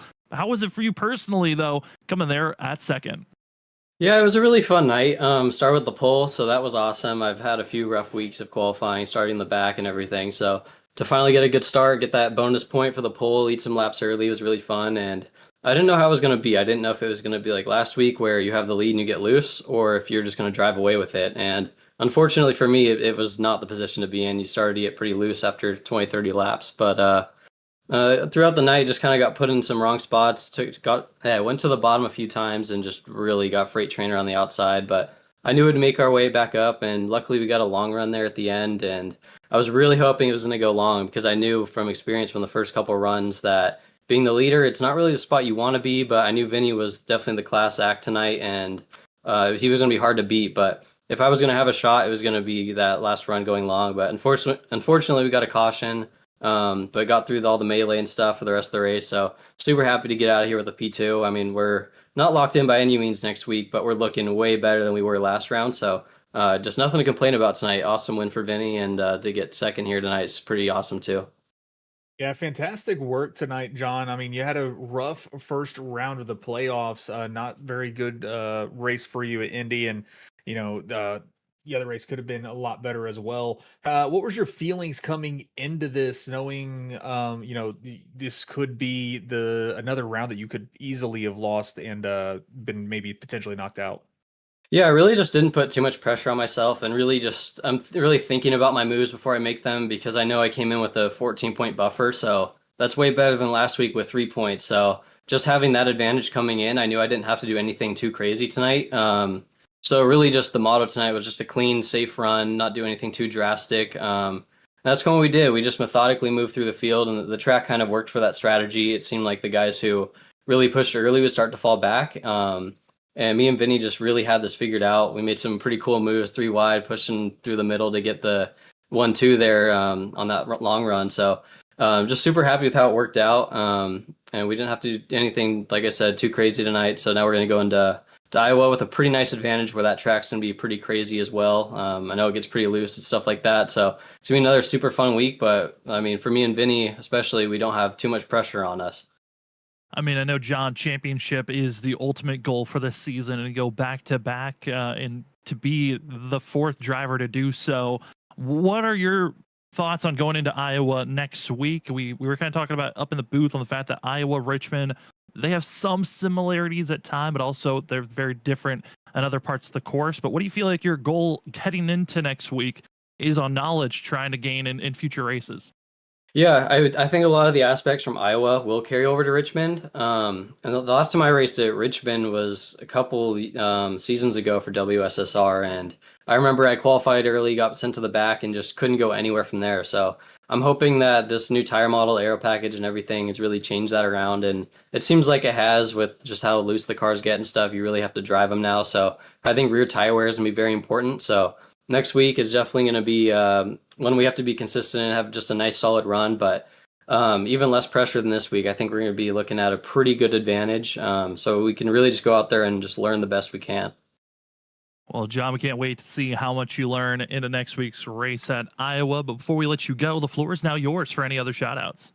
Yeah, I gotta thank Vinny. It was awesome win for him tonight. He's catching up to me. I gotta get back in victory lane again with this new scheme and everything. So I gotta thank my brother for the pretty cool playoff scheme. A lot of cool races stuff coming up for me and him, some partnerships and stuff. But yeah, I gotta thank everyone at Nightmare Field. I know a couple of teammates had a pretty rough run tonight, so hopefully they're gonna be able to recover, and we'll be on full team helpage as far as that goes with them next week. So looking forward to that. But I gotta thank you guys for putting on the broadcast, and looking forward to next week. Well, thank you for giving us such a great show to call. That will be your second place finisher here tonight in the one machine of John Forbes Jr. John, congratulations on finishing second here tonight, and good luck next week on trying to make the Elite Eight. Thank you. Have a good one. You too. As we move from second place, we go down to third to talk to the number 3 machine of Ryan Kelly. Ryan, congratulations. You will be awarded our Whiplash SimCam's biggest mover of the race, up 15 spots from where you qualified here this evening, but ultimately a good finish compared to how last week went at Chicagoland. How are you feeling coming away third here this evening? Yeah, great to be on the podium. Definitely better than last week. Hit the wall of qualifying again, so I had to start in the towards the back there, and only my first lap counted. And yeah, took 2 tires at the end, and it just worked out there with the track position. Yeah, fantastic run. I mean, it was a little grim a little bit near the beginning there, but some accidents kind of went your way. Uh, so I mean, unfortunate you were not able to make the round of 12. Just a great run today could have definitely changed. If this was last week, would have So changed that picture. But I mean, how you looking for the rest of the season, and maybe even in the next season? yeah, just trying to get more comfortable with the car. If we're staying with this car, I know it's not really sure what we're doing yet, but these guys are still great every week. So just try and show up, and now I can just focus on trying to get some wins instead of focus on the points there. But just have fun every week, and hopefully try and click off some wins before the end of the season. We're hoping for that. I know next week we're heading to Iowa here, Ryan, as well as Legacy, Kentucky, and Auto Club. So three different variety of courses we're heading to. One of those three that you might have circled up of maybe I can outperform than I have previously. Yeah, definitely looking forward to next week. I think we're racing the new Iowa with the new repave on the bottom lane. So haven't raced there yet. That should be interesting to see how that reacts to especially this car. And yeah, just looking forward to more of the cookie cutters the rest of the season. And hopefully I'll be up front and get to talk to you guys again. And we're hoping for that as well, Ryan. Well, before we let you go, the floor is now yours for any other shout outs.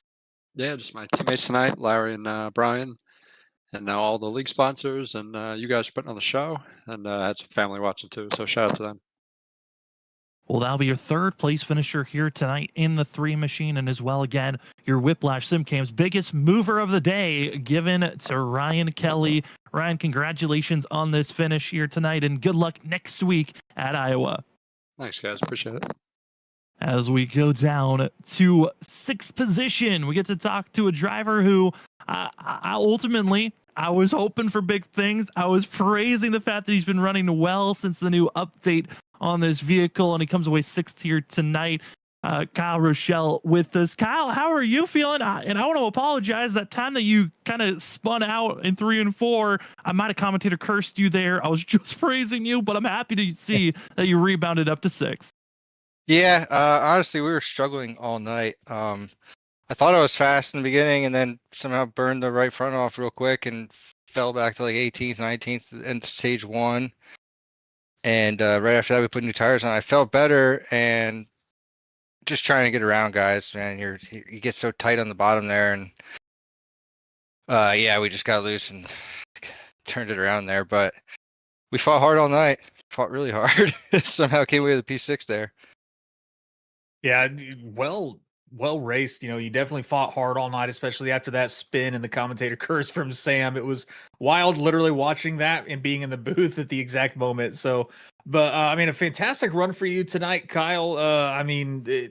What other races the rest of this season are you looking forward to? Do you think you could have an equal performance that you did tonight? Well, tonight was one of the tracks I had circled. But hopefully looking at Kentucky or Auto Club, and then Homestead. Kind of struggle at Iowa and Richmond. They're kind of similar, so we'll see what happens there. There's a lot of carnage there at the end tonight, and I don't want to be a part of that and cause any drama for these playoff guys. Well, Kyle, it's been a pleasure to watch you out there on track. I mean, what do you feel like has been one of the bigger things that you've learned throughout this season with racing with this car and maybe the new update and how maybe you've had to react with this vehicle? It's tough. I like a loose car. Tonight was loose, but you could also be really tight at times. And this car seems to drive tighter. And once you get on it on the right rear, there's really no saving it. It's tough, but I know we're getting better. It's just hard. These guys are really fast.